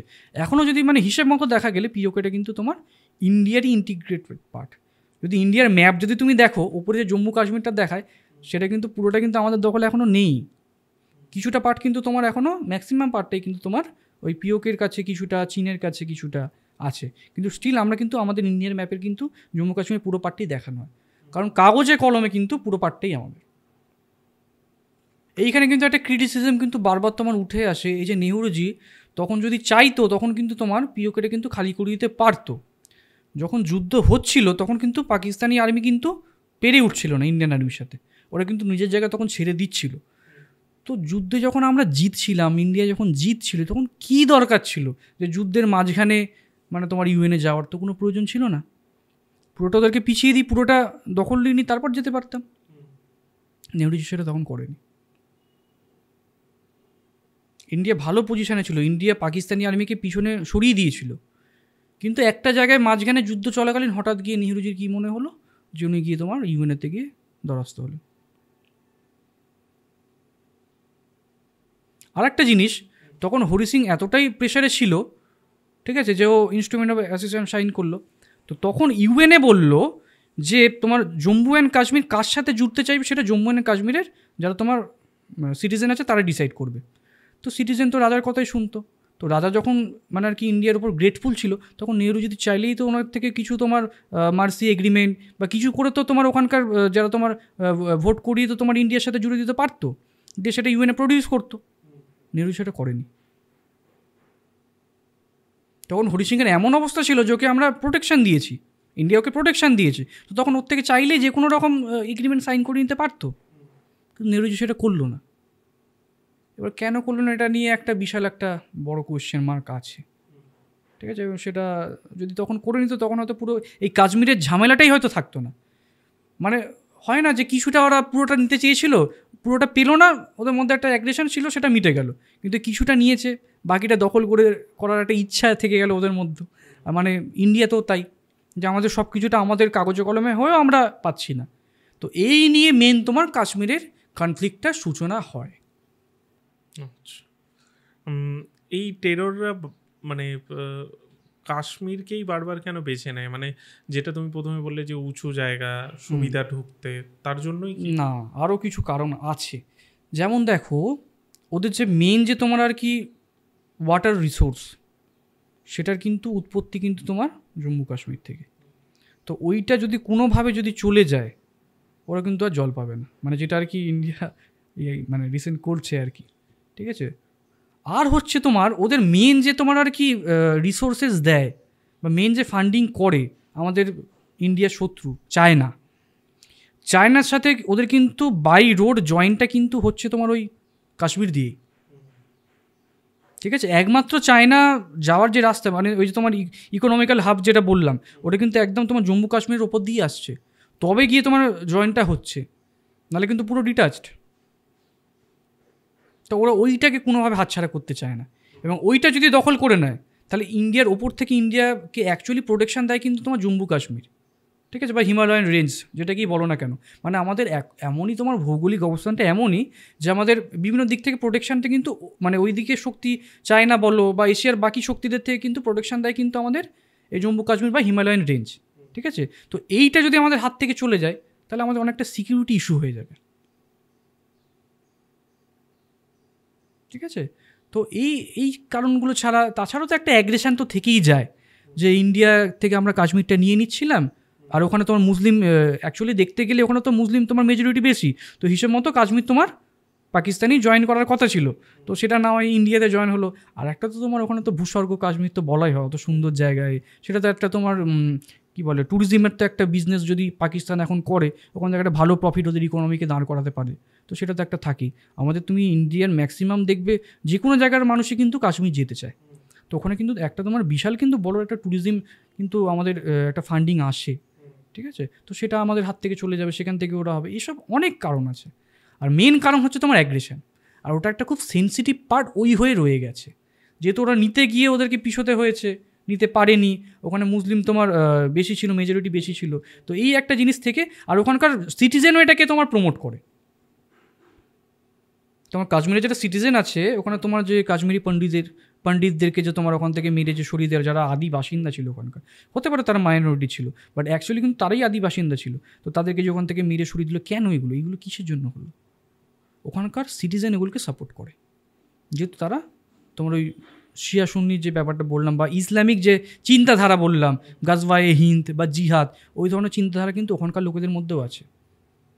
এই যে তোমার পুলওয়ামা অ্যাটাক করলে কিন্তু পাকিস্তানের লোক কিন্তু করেনি, কাশ্মীরের লোকেরাই করেছে। মানে আমাদের ইন্ডিয়ার যে কাশ্মীর, তারাই গিয়ে তোমার পাকিস্তান তাদেরকে ইনফ্লুয়েন্স করেছে, তারাই গিয়ে পিওকেতে গিয়ে ট্রেনিং নিয়েছে, তারাই কিন্তু অ্যাটাক করেছে। পাকিস্তানে কিন্তু লোক কিন্তু এসে কিন্তু করেনি, মাস্টার মাইন্ড পাকিস্তান হতে পারে, বাট জঙ্গি যে সকল জঙ্গিরা অ্যাটাক করেছে সে কিন্তু ওখানকার লোকাল ছেলে ছিল, ঠিক আছে, সে কিন্তু ওখানকার লোকাল ছেলে ছিল। এই ক্ষেত্রেও তো তাই হয়েছে, হ্যাঁ, দুজন লোকাল ছেলে ছিল। তো সুতরাং ওখানকার লোকেদের চিন্তাধারার জন্যই কিন্তু এটা হচ্ছে, আর ওদের টেন্ডেন্সি ছিল আমরা পাকিস্তানের সাথে জুড়ব, ঠিক আছে। ওখানকার মানুষদের চিন্তাধারাও ওই ধরনেরই। ওখানে গিয়ে এখনও যদি তুমি যাও দেখবে অনেক জায়গায় কিন্তু তোমার পাকিস্তানি ফ্ল্যাগ, ওরা ইন্ডিয়ান আর্মিদেরকে সহ্য করতে পারতো না, তাদের উপর পাথর ছুঁড়তে করতো, ঠিক আছে। তার মানেটা কি? তাদের তোমার মেন্টালিটিটাই হচ্ছে আমরা পাকিস্তানের যা মেন্টালিটি, জঙ্গিদের যা মেন্টালিটি, ওদের তাই মেন্টালিটি। আবার এটাও বলা যায় যে সবাইও না, সবাই তো সেটা দেখো, এক্সেপশন তো থাকবে, আমি একটা মেজরিটির কথা বলছি, হ্যাঁ, ঠিক আছে। এখানে আমাদের ইন্ডিয়াতেও দেখবো অনেক জায়গায় এখনো পাকিস্তানের ফ্ল্যাগ নিয়ে তোমার এখনো সেলিব্রেট করে, এখনো যদি ইন্ডিয়া ম্যাচ হেরে যায়, পাকিস্তান যদি যেতে, এখনো দেখবো অনেক জায়গায় বাজি ফাটে। তার মানে নিশ্চয়ই এই ধরনের লোকজন আছে যাদের মেন্টালিটি ওরকম, সেটা তোমার কাশ্মীরে বেশি, যার জন্য জঙ্গিরা ওই জায়গাটাকে ঘাঁটি হিসেবে টার্গেট করে, যাতে সাপোর্টটা পায়। ওখানকার লোকাল লোকেরাই তো সাপোর্ট করে ওদেরকে লুকিয়ে রাখে। এই যে অ্যাটাকটা হলো, এটা সম্ভবত 3টের সময় অ্যাটাক করেছিল। এবার 3টের সময়, যেটা আমি একটা নিউজ না একটা রিলে দেখছিলাম, যে সে বলছিল যে তারা 3টের সময় তো পাকিস্তান থেকে আসেনি, তারা নিশ্চয়ই আগের দিন এসছে, পুরো প্ল্যান করেছে, সব কিছু করেছে, তাহলে এসছে যে তারা নিশ্চয়ই কোথাও ছিল, নয় আর্মির চোখে পড়তো, তাই না? তো কেউ না কেউ বাড়িতে তো আশ্রয় দিয়েছিল, সেফ হাউস ওখানে আছে তো অনেক, ওখানকার লোকাল লোকেরই সেফ হাউস বানায়, মানে তাদেরকে প্রোটেকশন। আর আবার নিয়ম আছে যে একটা সেফ হাউসে একদিনের বেশি থাকা যাবে না। এটা একটা মানে একটা ইন্টারভিউতে আমি দেখছিলাম, একজন জঙ্গি বলছিল, মানে সে আর কি জঙ্গি সংগঠন বেরিয়ে আসার পর এগুলো বলছিল, মানে শেয়ার করছিল এক্সপিরিয়েন্স। তো ওদের আর কি একটা সেফ হাউসে একদিনের বেশি থাকা যায় না, ঠিক আছে। আর তোমার এই অ্যাটাকটা মেনলি হতে পেরেছে এই কারণে, কারণ ওইখানে যে ট্যুরিস্ট স্পটটা যে ওখানে খোলা হচ্ছে না, লোকাল যে তোমার পুলিশ অ্যাডমিনিস্ট্রেশন ছিল সেটা কিন্তু সিকিউরিটি ফোর্সেসকে জানায়নি, না জানিয়ে ওটাকে ওপেন করে দিয়েছে, যার জন্য ওখানে কোনো সিকিউরিটি প্ল্যানিং ছিল না, স্ট্যান্ডার্ড সিকিউরিটি প্ল্যানিং যেটা থাকে সেটা ছিল না, যার জন্য এটা করতে পেরেছে। এবং ওখানে আর্মি যেখানে আর্মি তোমার বর্ডার ছিল, এই যে বলছে যে আর্মি বর্ডারের এত কাছে হওয়া সত্ত্বেও কী করে আসতে পারলো না, ওখান থেকে আসতে 40 মিনিট সময় লাগে, কী করে আসবে? তার মধ্যে যা হওয়া সব হয়ে গেছে। অ্যাটলিস্ট ওখানকার যে পুলিশ অ্যাডমিনিস্ট্রেশন আছে তাদের তো জানানো উচিত ছিল যে এই জায়গাটা আমরা তোমার ট্যুরিস্টদের জন্য ওপেন করছি, কোনো রকম ইনফরমেশন দেয়নি। আর এই যে দেয়নি, এই ইনফরমেশনটা তোমার জঙ্গিদের কাছে ছিল, যার জন্য এটা করতে পেরেছে। আমি সেটা নিয়ে ডিটেলসে আসবো, যেহেতু আমি আগে পাকিস্তানের ডিটেলসটা জেনে নিতে চাইছি, তারপর আমি কাশ্মীরকে অ্যাটাক করার কারণ হচ্ছে এটাই।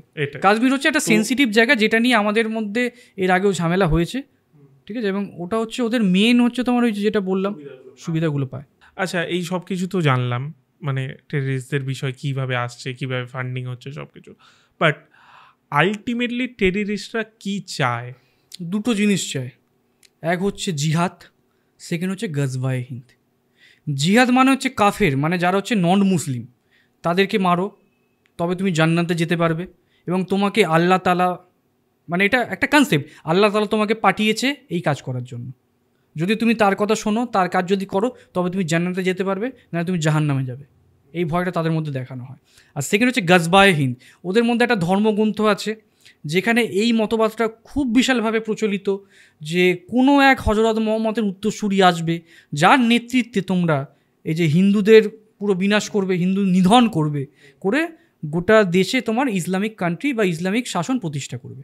এটাই হচ্ছে ওদের মেন উদ্দেশ্য, গজওয়ায়ে হিন্দ আর জিহাদ। সবসময় চাইবো কোনো ধর্মই যেন কোনো অন্য ধর্মের ওপর এরকম অত্যাচার না করে, কারণ ভারতবর্ষ এমন একটা দেশ যেখানে সর্বধর্ম সমান, আমি বলতে পারি। দেখো, সবাই খারাপ না, মানে আমার কিছু বন্ধু আছে মুসলিম, খুবই ভালো, হ্যাঁ খুবই ভালো, তার সাথে হ্যাঁ, তো তার সাথে আমার এখনো কথা হয়, তো ওটাও ব্যাপার না। আর সে নিজেও স্বীকার করে যে জিনিসগুলো বাজে হচ্ছে। এডুকেটেড মুসলিমরা কিন্তু এটা স্বীকার করে যে জিনিসগুলো বাজে হচ্ছে, যে কোনো ধর্মই, মানে আমার মনে হয় না যে মুসলিম এটা শেখায় যে অন্য ধর্মকে ইয়ে করা হয়েছে, কেন করা হয় সেটা তাদের ফায়দার জন্য। দেখো, আমাদের ধর্ম তো তোমার মানে আর কি লিখিত ধর্ম, আর ওদের ধর্ম হচ্ছে কি বিভিন্ন প্রচারকের মুখ থেকে বিভিন্ন রকম ভাবে ওরা মানে অনেকগুলো পন্থা। আমি তো ওর জন্যই বলছি যে অ্যাকচুয়াল ধর্মে হয়তো ওদেরও লেখা নেই যে মানুষকে মারো, কিন্তু যখন যেরকম ধর্মগুরু এসে সেই জিনিসগুলো ম্যানিপুলেট করে চেঞ্জ করেছে। আচ্ছা তমনাথ দা, তুমি এই বিষয়গুলো তো বললে, বাট আমি আর একটা বিষয় জিজ্ঞেস করবো, যেটা তুমি মানে কথায় কথায় তুমি বলছিলে, প্লাস আমরা নিউজেও শুনছিলাম, যে বালুচিস্তান পাকিস্তানের থেকে আলাদা হতে চাইছে।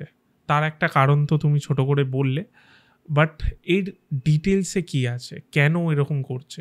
জাস্ট কি ইকোনমি? দেখো, বালুচিস্তান নিয়ে বলতে গেলে আমাকে একটু হিস্ট্রিটা বলতে হবে, ঠিক আছে? বালুচিস্তান কিন্তু অ্যাকচুয়ালি কিন্তু প্রথমে বালুচিস্তান ছিল না, ওখানে ছোট ছোট কিছু ট্রাইবেলস ছিল, এবং সেই ট্রাইবেলসগুলো নিজেদের মধ্যে একটা গোষ্ঠী তৈরি করে প্রায় অনেকটা জায়গা নিয়ে, তখন কিন্তু ইন্ডিয়া ছিল, মানে তখন কিন্তু পাকিস্তানের তৈরি হয়নি, তখন বালুচিস্তান আলাদা একটা তোমার ট্রাইবেলসরা নিজেদের মধ্যে নিয়ে তৈরি করেছিল। ওই জায়গাটার নাম ছিল খান অফ কালাত, ঠিক আছে? কিছু কিছু গোষ্ঠী সংগঠন ছিল যারা নিজেদের মধ্যে একটা ইউনিটি তৈরি করে একটা রাজাকে বসিয়েছিল, এবং তাকে বলা হতো খান অফ কালাত।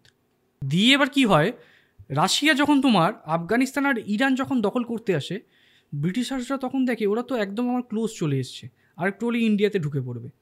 তখন ওরা কি করে, এই বালুচিস্তানের ভেতর দিয়ে একটা তোমার রাস্তা বার করে চায় তোমার ইরানকে আর তোমার আফগানিস্তানকে অ্যাটাক করতে। তুমি যদি বালুচিস্তানের যদি ম্যাপটা দেখো ভালো করে, ওর ম্যাক্সিমাম পার্টটা তোমার যাচ্ছে হচ্ছে তোমার ইরান এবং আফগানিস্তান কভার করছে, এবং এই দিকের পার্টটা পাঞ্জাব, আর এদিকে তোমার নিচে সিন্ধ কভার করছে। ওকে, এখানে একটা ছোট্ট জিনিস বলে রাখি, এটা তোমার একটা মতবাদ আছে, এই যে পাকিস্তান নামটা এটা কেন হয়েছে কখনো ভেবে দেখেছো? পাকিস্তান নামটা হচ্ছে এইভাবে ওরা আর কি ভেবেছিল, মানে এটা কিন্তু কোথাও মানে সেইভাবে পাবে না, লিখিত কোথাও পাবে না, বাট এটা একটা মতবাদ শোনা যায়। পি ফর তোমার পাঞ্জাব, ঠিক আছে, এ ফর হচ্ছে তোমার আফগানিস্তান, কে ফর হচ্ছে কাশ্মীর, আই ফর হচ্ছে তোমার ইসলামাবাদ, এস ফর হচ্ছে সিন্ধ, আর বালুচিস্তানিস্তান। তো এই জায়গাগুলো ওরা নেবে বলে তোমার ওই জায়গাটার নাম ঠিক করেছিল পাকিস্তান। কিন্তু সেদিক দিয়ে দেখতে গেলে ওরা তো তোমার কাশ্মীর পেলো না, তো তারপর থেকে ওরা আর কি এই জায়গাটার মানে আফগানিস্তানও কিছুটা পেলো না। তো তারপর থেকে ওরা বলে পাকিস্তান মানে হচ্ছে ওই পাকস্তান মানে হচ্ছে পবিত্র ভূমি, পরে এই মতবাদটা এসছে। কিন্তু আগে ওরা চেয়েছিল এই যে জায়গাগুলো আমরা নিতে চাইছি, হ্যাঁ, এইগুলো তোমার নেওয়ার জন্য চেয়েছিল তোমার পাকিস্তান নামটা করতে।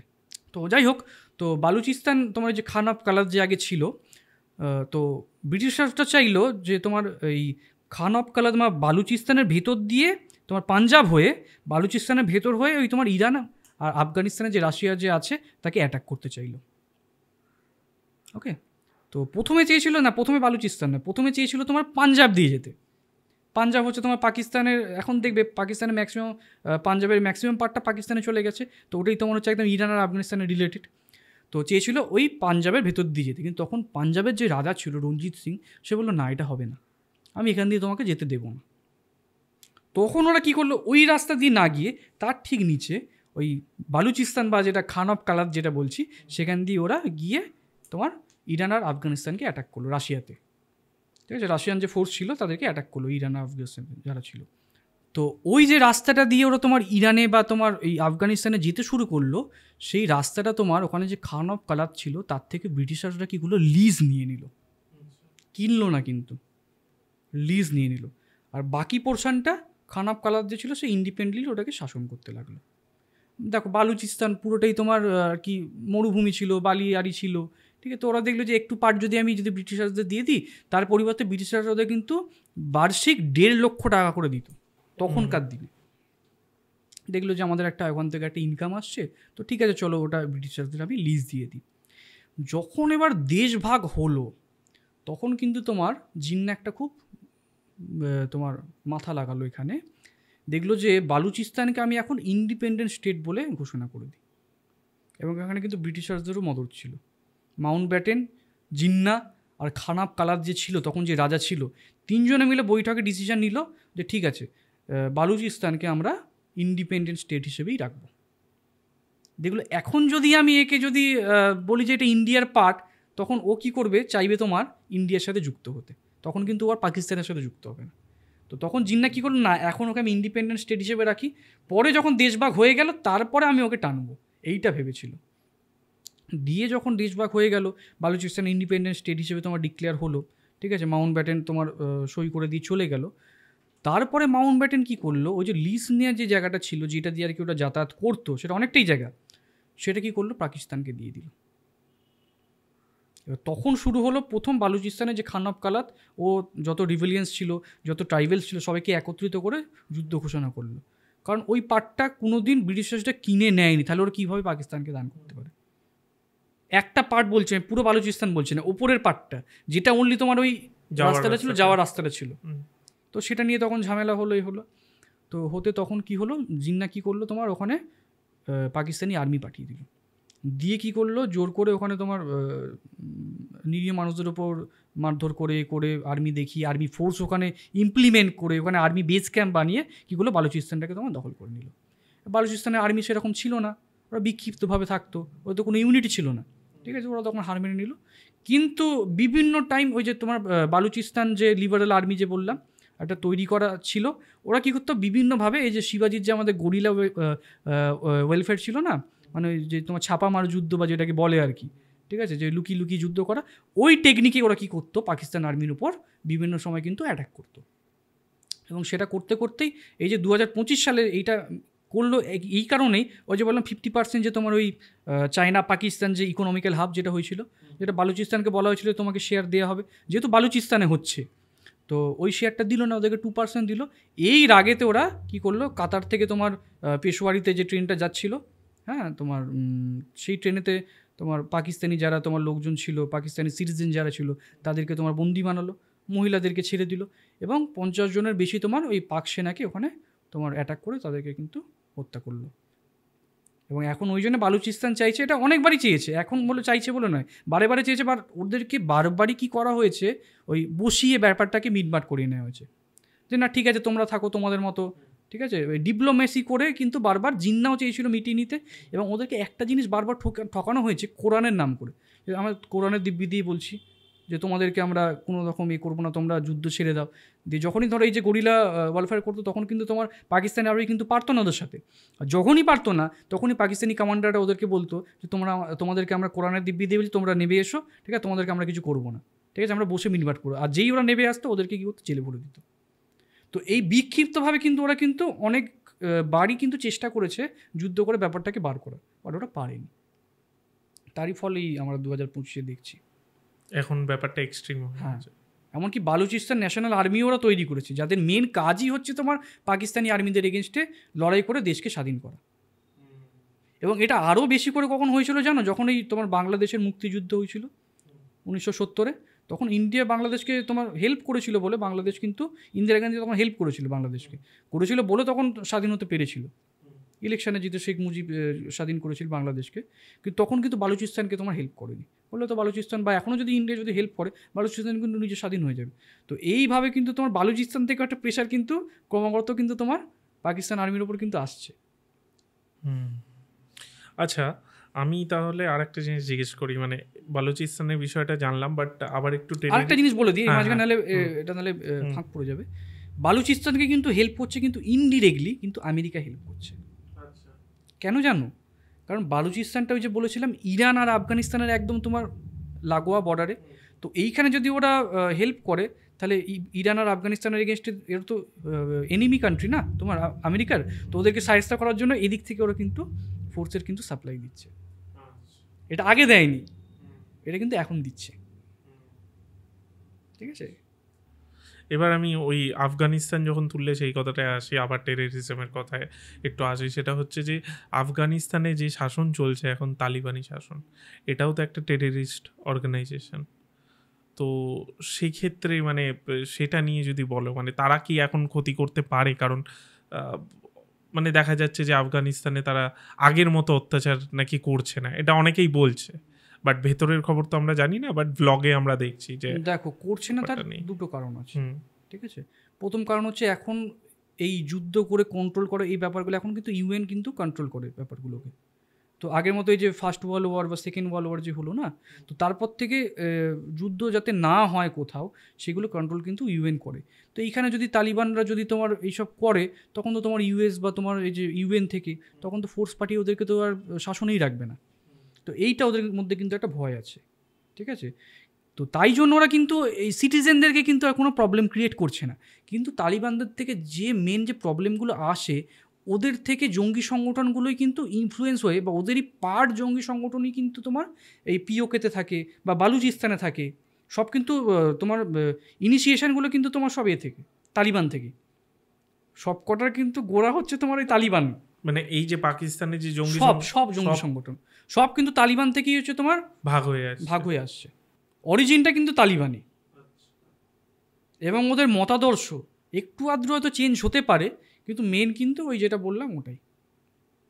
আর এটা ওদের ধর্মগ্রন্থেই আছে, এটা ওদেরকে ছোট থেকে এইভাবেই ব্রেন ওয়াশ করা হয় যে এটা করার জন্যই তুমি জন্মেছো, তুমি এটা করলে, আমাদের যেমন কি বলা হয় যে তুমি যদি ভালো কাজ করো, পুণ্য অর্জন করো, তবে তো তুমি স্বর্গে যাবে। ওদেরকে সেটা বলা হয় না, আর কিভাবে বলবো। এবং প্রত্যেকটা জঙ্গি সংগঠনে এটা বলেই ব্রেন ওয়াশ করা হয়। আচ্ছা, আমাদের যেটা আমরা দেখছি যে তালিবানের ক্ষেত্রে, যে তালিবান একটা দেশ শাসন করছে, কোথাও কি এই যে মানে লস্কর এরা যারা হ্যাঁ তাইবা বা আরো যারা পাকিস্তানে জঙ্গি সংগঠন আছে, তারাও কি এরকম ভবিষ্যতে ট্রাই করতে পারে যে আমরা পাকিস্তানে শাসন করব? দেখো পাকিস্তানে যদি পাকিস্তানে আর্মি যেহেতু ইনডিরেক্টলি শাসন করছেই, ওরা ডিরেক্টলি আর নেবে কেন? ইনডিরেক্টলি তো সেই জঙ্গিদের দ্বারাই, দেখো পাকিস্তানে তো জঙ্গিদের তো আশ্রয় দিচ্ছে, তাই না? ওদের কি ওখানে কোনো প্রবলেম হচ্ছে না তো, ওদের যা দাবি সবই তো পূরণ করা হচ্ছে। তা ইনডিরেক্টলি যদি কেউ সব কিছু পেয়ে যায়, সে ডিরেক্টলি আর গভর্নমেন্টে আসবে কেন?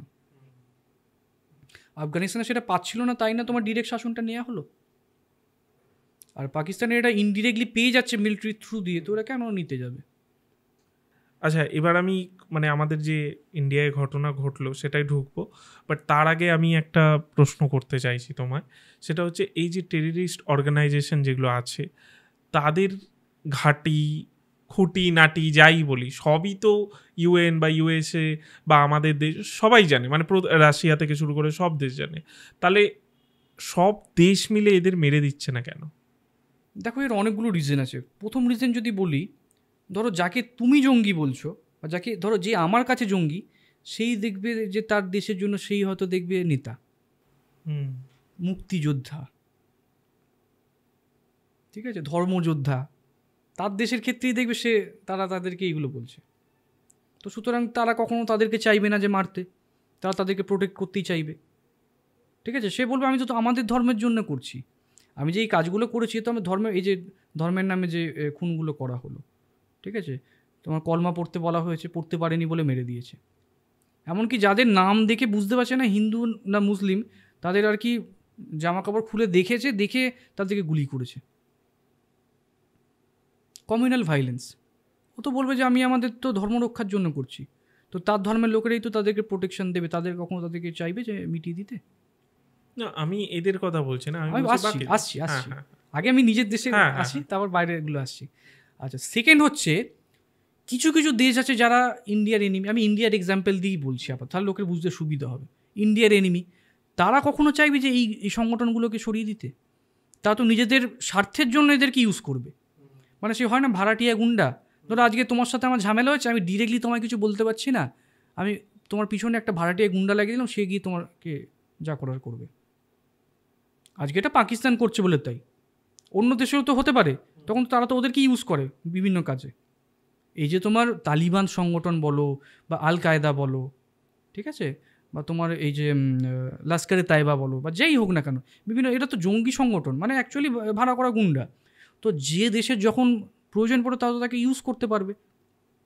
হ্যাঁ, এবার সে যদি সেই কোনো ধরো পার্টিকুলার একটা দেশের এগেস্টে করে, যেমন ইন্ডিয়ার এগেস্টে করলো, ইন্ডিয়াকে তাদেরকে গিয়ে তোমার কী করছে, মেরে ফেলছে, বা স্ট্রাইক করছে, সার্জিক্যাল স্ট্রাইক হোক, ঠিক আছে, বা তোমার এয়ার স্ট্রাইক হোক, হোয়াট এভার মেবি, করে তাদেরকে করছে।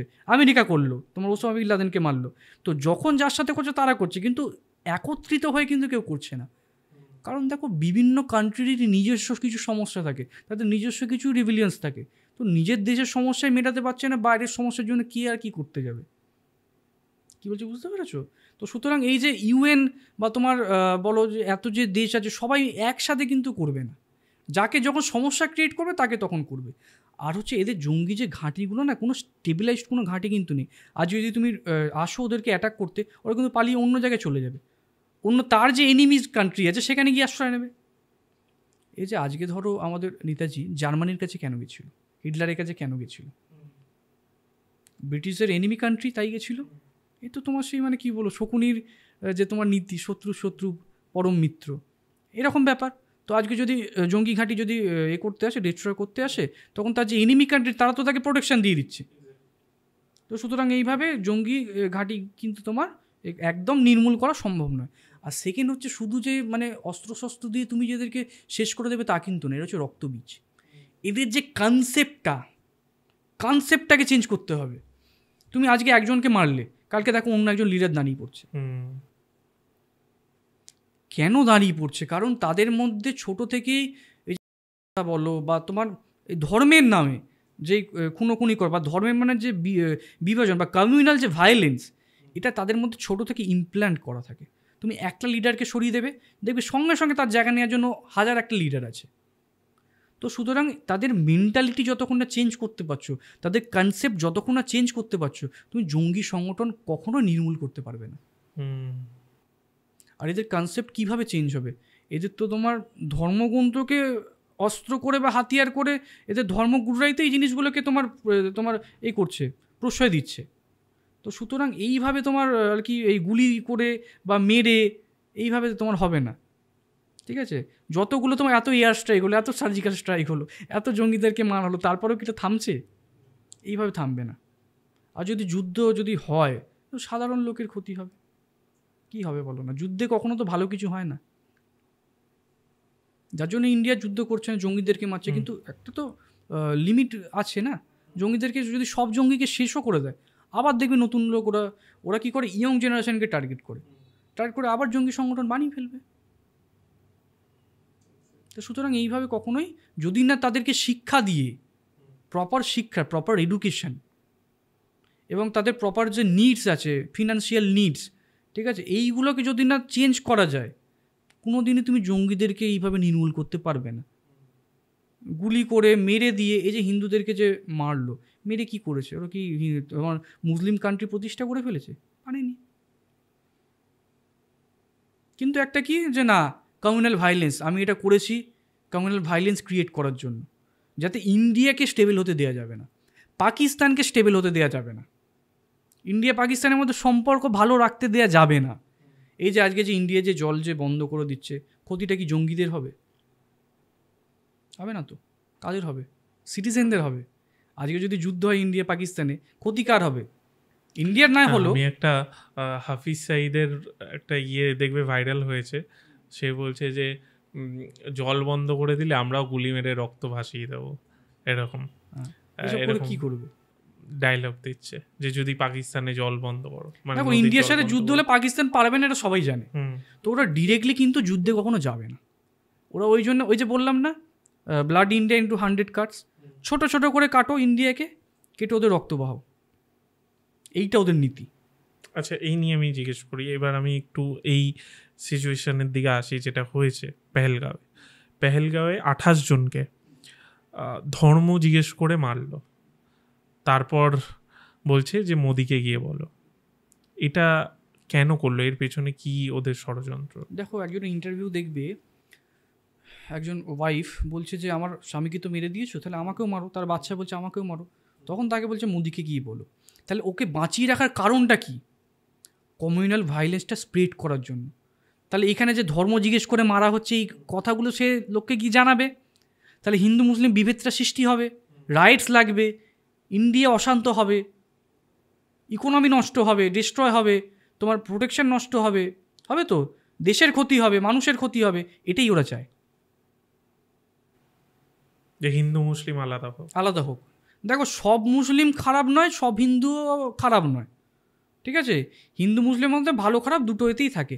হ্যাঁ, এবার জঙ্গি সংগঠনরা মেনলি মুসলিম আসছে, তার কারণ হচ্ছে একটাই, কারণ তাদেরকে ব্রেন ওয়াশ করা হচ্ছে যে মুসলিম কান্ট্রিতেই, তাদের জঙ্গি সংগঠনের ঘাঁটিগুলো হচ্ছে মুসলিম কান্ট্রিতে, এবং তাদেরকে সেইভাবেই ব্রেন ওয়াশ করা হচ্ছে, এবং তাদের ধর্মগ্রন্থের নাম করে ব্রেন ওয়াশটা করা হচ্ছে, যার জন্য তারা টেররিস্ট হয়ে এই জিনিসটা ক্রিয়েট করছে, ঠিক আছে? কিন্তু দাঙ্গা লাগলে কাদের সাথে লাগবে? জঙ্গিদের গিয়ে কেউ মারবে না, সাধারণ মুসলিমদের মারবে, সাধারণ হিন্দু মরবে, সাধারণ মুসলিম মরবে। তাতে ফায়দাটা কাদের হবে? জঙ্গিদের হবে না? ওরা তো এটাই চায়। ওরা চায় আমাদের মতো জঙ্গি 100টা মরে যাক, কিন্তু আমরা ইন্ডিয়ার পাকিস্তানকে এই ধর্মের নামে বিভাজন করব এবং কাউকে আমরা স্টেবল হতে দেবো না। এটা হচ্ছে ওদের মেন উদ্দেশ্য, যার জন্য ওই যে গিয়ে ওদেরকে বাঁচিয়ে রাখার কারণ কি? ওদের চাইলে সবাইদেরকে মেরে দিতে পারতো। যে একটা হিন্দুকে এইভাবে নির্মমভাবে হত্যা করছে, তার তো মায়া দয়া বলে কিছু নেই। কি বাচ্চা মেয়ে, কি বড়, তার তো মায়া দয়া বলে কিছু নেই। সে বাচ্চাটাকেও মারতে পারতো, তার ওয়াইফকেও মারতে পারতো। মারেনি কেন? কারণ এই যে কমিউনাল যে ভাইলেন্স, যেটা বারবার বলছি, এটা যাতে গিয়ে দেশের লোককে সে জানাতে পারে। ইনফ্যাক্ট মানে এরা এতটাই, মানে কি বলবো, জানোয়ারি বলতে পারি, যে মানে এরা নিজেদেরও নয়, কারোরই নয়। কারণ একজন যে কাশ্মীরি, সে বাঁচাতে গেছিল, তাকেও গুলি করে। মুসলিম ছিল, সে মুসলিম। এটা নিয়ে আবার বলছে যে তাহলে সেকুলারিজম কি করে? এইগুলো আবার মানে সেকুলারিস্ট কি আর বলবো, একটা জিনিস মানে এটা আমাদের রাজ্যেই দেখছি, মানে বলতে আমি বাধ্য হচ্ছি, বা দেশের বেশ কিছু জায়গায় দেখছি, what is the concept of secularism সেটাই মানুষ জানে না। সেকুলারিজম মানে এই নয় যে আমি হিন্দু হয়ে তোমার ধর্মকে ভালোবাসি, আমি নামাজ পড়ছি, বা একজন মুসলিম হয়ে হিন্দুদের রিচুয়ালস ফলো করছি। That is not the secularism. Secularism মানে হচ্ছে আমি হিন্দু, তুমি মুসলিম, আমি তোমার ধর্মকে রেসপেক্ট করব, তুমি আমার ধর্মকে রেসপেক্ট করবে। তার মানে এই নয় যে তোমার ধর্মকে রেসপেক্ট করছি বলে আমি হিন্দু হয়ে গিয়ে নামাজ পড়তে বসে যাচ্ছি। আর এখানে হয়ে যাচ্ছে যে মানে আমি অন্য ধর্মকে সম্মান করছি, কিন্তু নিজের ধর্মকে অপমান করছি। তুমি দেখো, মাইনরিটিসের জন্য যদি কিছু মাইনরিটিসের অধিকার নিয়ে কেউ যদি কিছু বিল পাস হয় বা কিছু হয়, হিন্দুরা কিন্তু প্রোটেস্ট করে। বাট হিন্দুদের ওপর যখন কিছু ভায়োলেন্স হয়, সেটা নিয়ে কিন্তু কেউ কিছু মুখ খোলে না। হিন্দুরা নিজেরাই খোলে না। That is called secularism. আমি হিন্দু হয়ে গিয়ে নামাজ পড়বো, দ্যাট ইজ কল্ড সেকুলারিজম। তুমি মুসলিম হয়ে আমার রিচুয়ালস ফলো করবে, এটাই সেকুলারিজম। এটা হচ্ছে modern concept of secularism, but এটা সেকুলারিজম নয়। সেকুলারিজম মানে হচ্ছে সর্বধর্মকে সমান চোখে দেখা, কোনো সম্মান করা, কোনো অসম্মান না করা। আমি তোমার সামনে গিয়ে তোমার ধর্মের হয়ে নামাজ পড়ছি, পিছনে তোমার ধর্মকে গালাগালি দিচ্ছি, that is not the secularism. লোক দেখানো, এটা হচ্ছে মেকি সেকুলারিজম, যেটা ক্রিয়েট করা হয়েছে। এই যে সেকুলারিজম জিনিসটা, এটা প্রথম কে এনেছিল জানো আমাদের দেশে? তুমি দেখো আমাদের মারাঠা শিবাজি মহারাজকে দেখো, ছত্রপতি শিবাজি মহারাজকে দেখো। উনি কিন্তু মুসলিমদেরকে রেসপেক্ট করতেন, ওনার আর্মিতে অনেক মুসলিমও ছিল, সবাইকে সম্মান করতেন, কোনোদিন কিন্তু কাউকে অসম্মান করেননি। এবং যখনই তোমার কোনো মুসলিম কমিউনিটিতে অ্যাটাক করা হতো, বিজাপুরি সৈন্য বা তোমার মুঘল সৈন্যদেরকে অ্যাটাক করা হতো, কোনো মুসলিম মহিলার কিন্তু সম্মান নিতেন না। কিন্তু উনি হিন্দু রাজা, এটা ছিল সেকুলারিজম। মুঘলরা কি করতো, তোমার এই যে কদিন আগে একটা সিনেমা বেরোলো ছাবাতে, ঠিক আছে, ছত্রপতি শিবাজি মহারাজের যে ছেলে শ্যামাজি মহারাজ, তার সাথে যা করেছিল, এটা তো সেকুলারিজম নয়।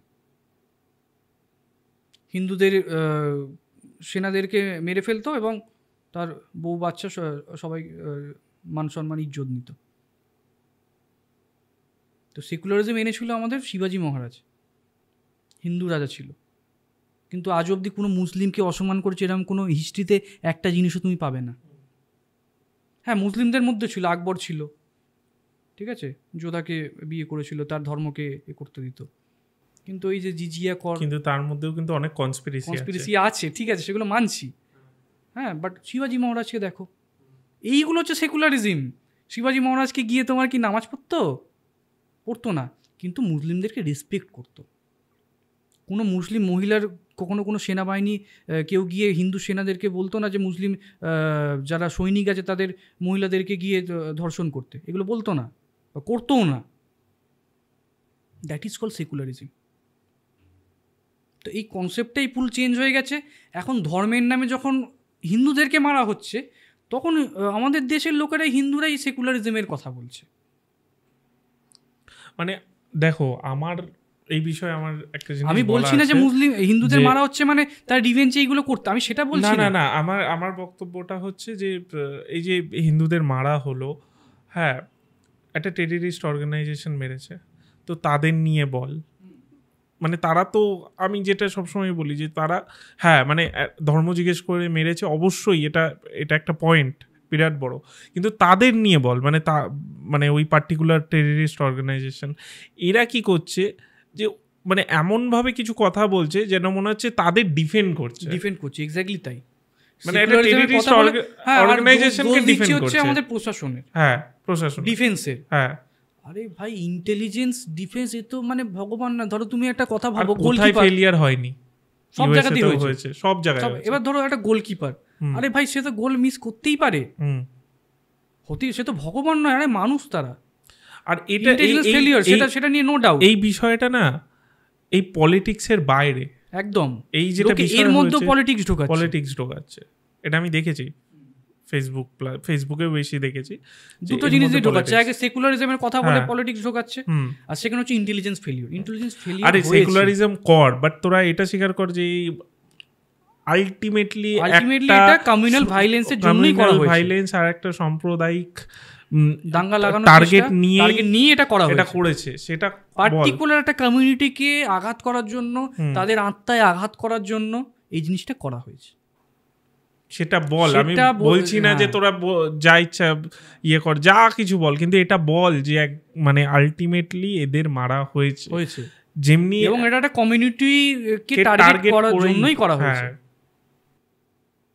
এবং এর আগে এরকম কিন্তু হয়নি, এখন হচ্ছে কেন?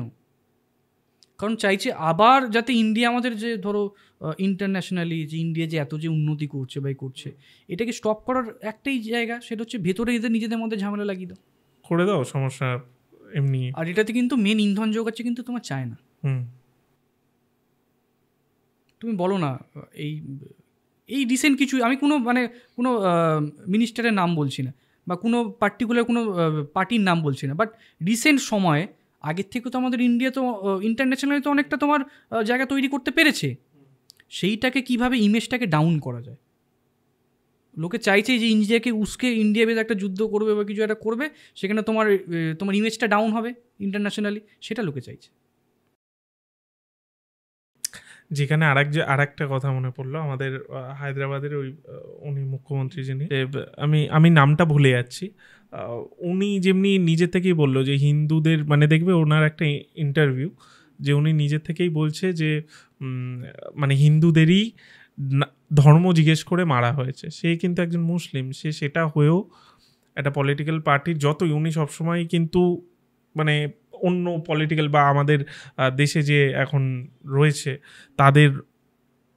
তাদের এগেনস্টেই কথা বলে, কিন্তু এইবার সেও বলছে যে না, এই ধর্ম জিজ্ঞেস করে মারাটা এটা কিন্তু উচিত নয়, সে একজন নিজে মুসলিম হয়। সেখানে আমি দেখছি আমাদের রাজ্যের হিন্দুরা তারা হ্যাঁ হ্যাঁ যে একটা মানে একজন ওখানে মুসলিমের নাম পেয়ে ফেলিওর কোথায় হয় না, আমাদের মুর্শিদাবাদে ইন্টেলিজেন্স ফেলিওর হয় না, আমি বলছি একজন মুসলিমের নাম পেয়ে সেটা তা একজন মুসলিম মরেছে, একজন মরেছে, আরে ভাই মানে উনিও তো সেই মহৎ কাজটা করেছে, উনি বাঁচাতে গিয়ে মরেছে। আরে সবাই তো খারাপ হয় না, সেটাই সবাই তো, আমি সেটাই বলছি, আমি একটা কথা বলে দিই, একজন মুসলিম মরেছে ঠিক কথাই, কিন্তু যাদেরকে মারা হলো তাদেরকে তো জিজ্ঞেস করে করে মারা হয়েছে। ওকে তো মারতে চাইনি, ও আটকাতে গেছে তাই অ্যাক্সিডেন্টালি মেরে দিয়েছে। কিন্তু আমি সেটাও বলছি, আমি ওনার সাপোর্টেও বলছি, যদি সেকুলারিজম ধরাই হয় আমি ওনার সাপোর্টেই বলছি যে হ্যাঁ লোকটা মানে মুসলিম তো খারাপ না, এইটাই প্রমাণ যে উনি ওনার ট্যুরিস্টদের বাঁচাতে গেছিলেন, তার মানে সব মুসলিম খারাপ হয় না, এখানেই তো প্রমাণ। তা কেন ভাই তাহলে বল যে হ্যাঁ ধর্ম জিজ্ঞেস করেই মারা হয়েছে, তো সেটাও স্বীকার কর, সেটা স্বীকার করবে না।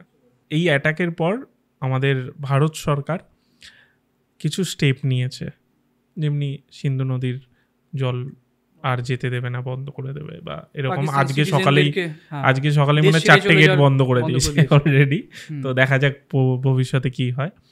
তো আরও বিভিন্ন দেশ ছেড়ে যেতে বলেছে, সেগুলো সবাই জানে আর বলছি না। অপোজিটে কপি পেস্ট ওই দেশ থেকেও এসছে, যেগুলো মানে কোনো মানে হয় না, কোনো ভ্যালু রাখে না আমাদের ক্ষেত্রে। ওকে, মানে ওই দেশে কে যেতে চায় বা কে আমি জানি না, ছোট দেশ গিয়ে কি বা করবো, নিজেরাই ইকোনমিক ক্রাইসিসে ভুগছে, ওখানে ভিক্ষা করে খাবে। হ্যাঁ, তো যাই হোক, তো ওগুলো বলে লাভ নেই। বাট এই যে ভারত এই ডিসিশনগুলো নিল, ওরা কি নিয়েছে অত ভেবে লাভ নেই, এর ফলে কি এফেক্ট আসতে পারে? কোনো এফেক্ট আসবে না, আমাদের ভালো। আচ্ছা, মানে আবর্জনা ওরা যেটা বলছে যে ঘরের আবর্জনা যত খালি করে দেবে তত তো ভালো। ওরা যেটা বলছে যে সিন্ধু নদীর জল বন্ধ করলে আমরা সেটা যুদ্ধ হিসেবে নেব। নিক না, নিয়ে কি করবে? যুদ্ধে পারবে ইন্ডিয়ার সাথে? ক্ষমতা আছে, নিউক্লিয়ার ওয়েপেন ওদেরও আছে, ওদেরকে হয়তো চায়না সাপোর্ট করতে পারে। না, চায়না শুনলাম সাপোর্ট করেনি, মানে ভেতর থেকে করতেই পারে, সামনে দেখাচ্ছে করবে না, ভেতর থেকে ইউএন এর জন্য সামনে হয়তো দেখাচ্ছে না, ভেতর থেকে করতে পারে। বাট আলটিমেটলি কী হবে, নিউক্লিয়ার ওয়েপেন ওদেরও আছে, আমাদেরও আছে, ঠিক আছে।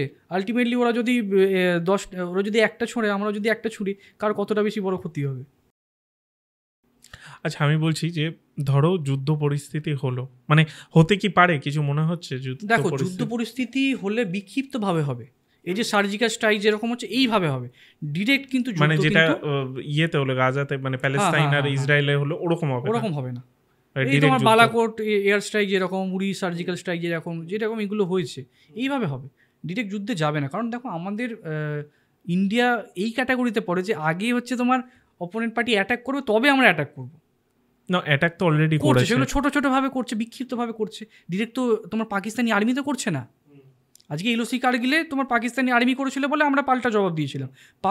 ইন্ডিয়া যখন যুদ্ধ হলো তখন তোমার ওরা করেছিল তাসকন চুক্তি সাইন হওয়ার আগে, ওরা অ্যাটাক করেছিল বলে আমরা করেছিলাম। এখানে জঙ্গিরা অ্যাটাক করছে, ওরা তো বলছে আমরা তো করছি না। ইন্ডিয়া তো ডিরেক্ট তো যুদ্ধ করতে পারে না পাকিস্তানি আর্মির এগেনস্ট, এইভাবে করতে পারবে না যতক্ষণ না ওরা নিজেরা যুদ্ধ ঘোষণা করছে। তো সুতরাং এইভাবেই তোমার বিক্ষিপ্তভাবে যুদ্ধ হবে। আর যদি ধরো যুদ্ধ লেগে যায়, মানে যেটা ওরা বলছে যে সিন্ধু নদীর জল বন্ধ করলে আমরা যুদ্ধ হিসেবে নেব, তো যুদ্ধ ধরো লেগে যায়, যুদ্ধ হয়েছে, কারা হেরেছে? না, আমি ওটা বলছি না, আমি বলছি আমাদের এদিকেও কি এফেক্ট আসতে পারে না? ওটা ওই বর্ডার সেন্ট্রিকই যুদ্ধ হবে। দেখো, বর্ডার সেন্ট্রিক যুদ্ধ হলেও দেশের ইকোনমি তো অনেকটা ভেঙে পড়ে না, ডাউন হয়ে যায় না, তো আমাদের দিকে একটু হলেও আঁচ আসবে। এদিকে তখন বাংলাদেশ যদি কিছু, বা তোমার এই যে মুর্শিদাবাদ থেকে যদি কিছু যেগুলো হচ্ছে আর কি, আর কি বলবো বলো না, আর তো লোকানোর কোনো ব্যাপার নেই, তো হয়েছে এগুলো। এইদিকে যদি চায় যুদ্ধ করতে, তখন এইদিকেও কিছুটা তোমার এই ধরনের ঝামেলা হলেও হতে পারে।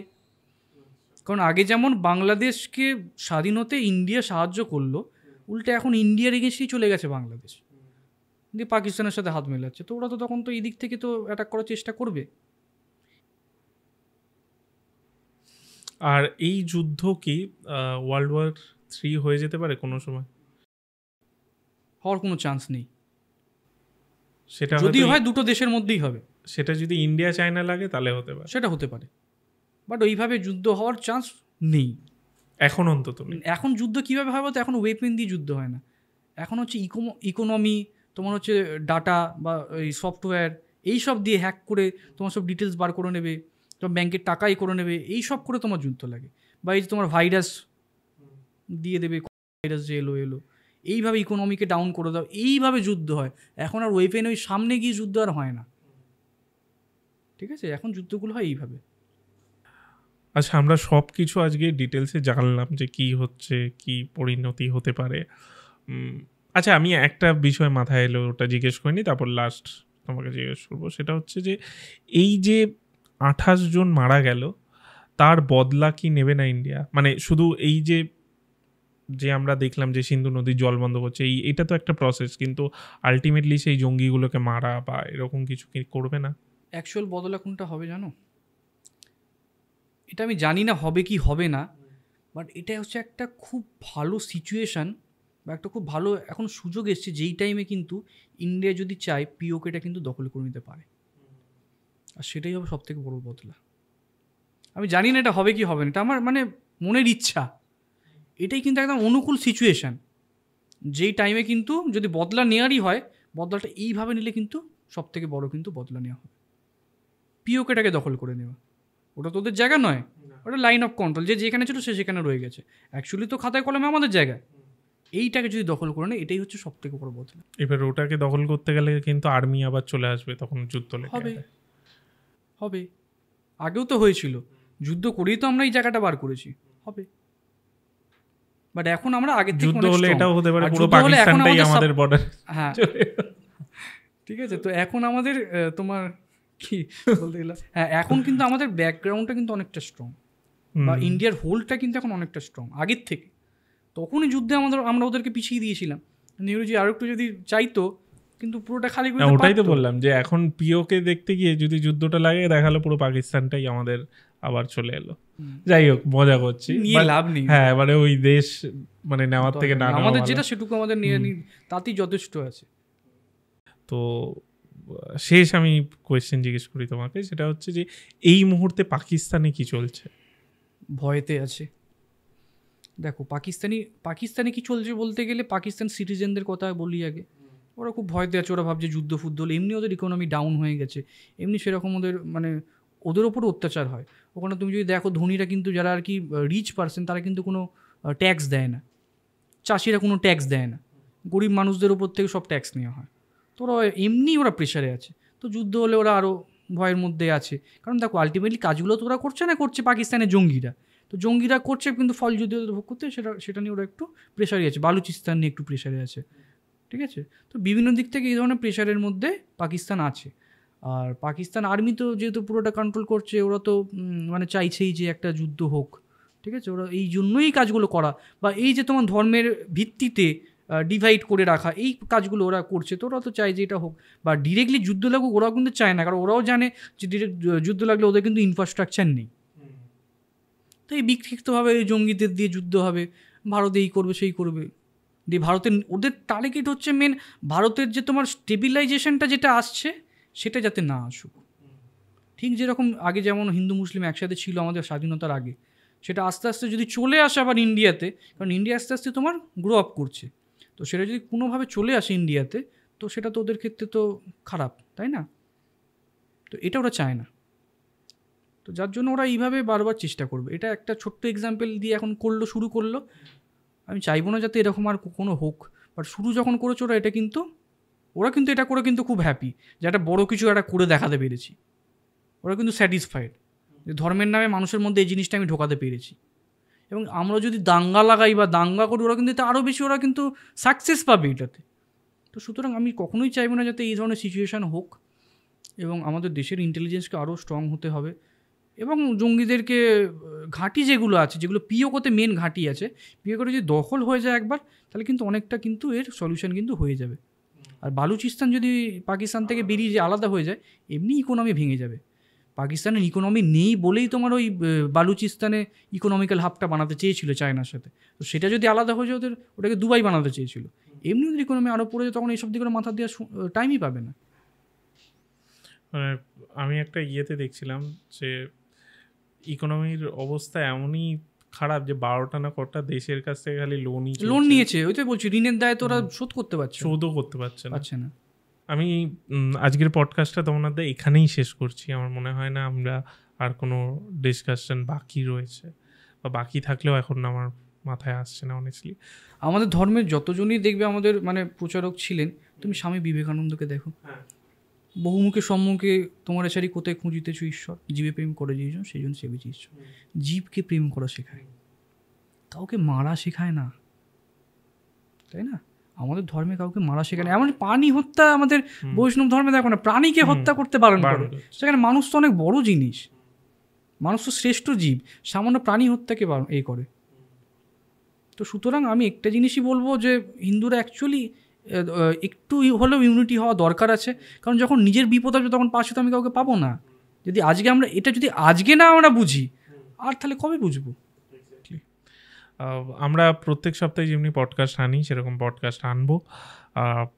ভালো থাকবেন, আবার আগামী সপ্তাহে সুস্থ থাকবেন, একসাথে থাকবেন, আর ঐক্যবদ্ধভাবে থাকবেন। তো তমনাথদা, থ্যাংক ইউ, তুমি এলে কালকে একদম শর্ট টাইমে তোমাকে আমি ডেকে নিলাম। কালকে রাতে টপিকটাই এরকম ছিল যে শর্ট টাইম হলো, এই টপিকটা আমি না বলতে পারি না। এই টপিক এরকম যদি টপিক, আমি চাই না যাতে এরকম ইনসিডেন্ট কখনো ঘটুক, বাট এই ধরনের যদি কোনো টপিক হয় আমি অবশ্যই বারবার আসবো। আর আমাদেরও এটা প্রথম জিও পলিটিক্যাল পডকাস্ট, মানে এর আগে আমরা করিনি। যাই হোক, সেসব পরের বিষয়। থ্যাংক ইউ, তুমি এলে। আশা করছি তোমার পুরোনো পডকাস্টগুলো বেরোবে এবার আলটিমেটলি। যাই হোক, মানে আমার শুধু কারেন্ট পডকাস্টগুলো বেরোচ্ছে, পুরোনোগুলো আর যেগুলো স্টকে রয়েছে সেগুলো আসছে না। ঠিক আছে, হবে আস্তে আস্তে। যারা যে 28 জন কি বলবো মানে মারা গেলেন এই দুর্ঘটনায়, তাদের মানে অ্যাজ আমরা হিন্দু এটাই বলতে পারি, তাদের আত্মার শান্তি কামনা করি। এই বলেই আজকের পডকাস্ট আমি এখানেই শেষ করছি। Thank you তমনাথদা।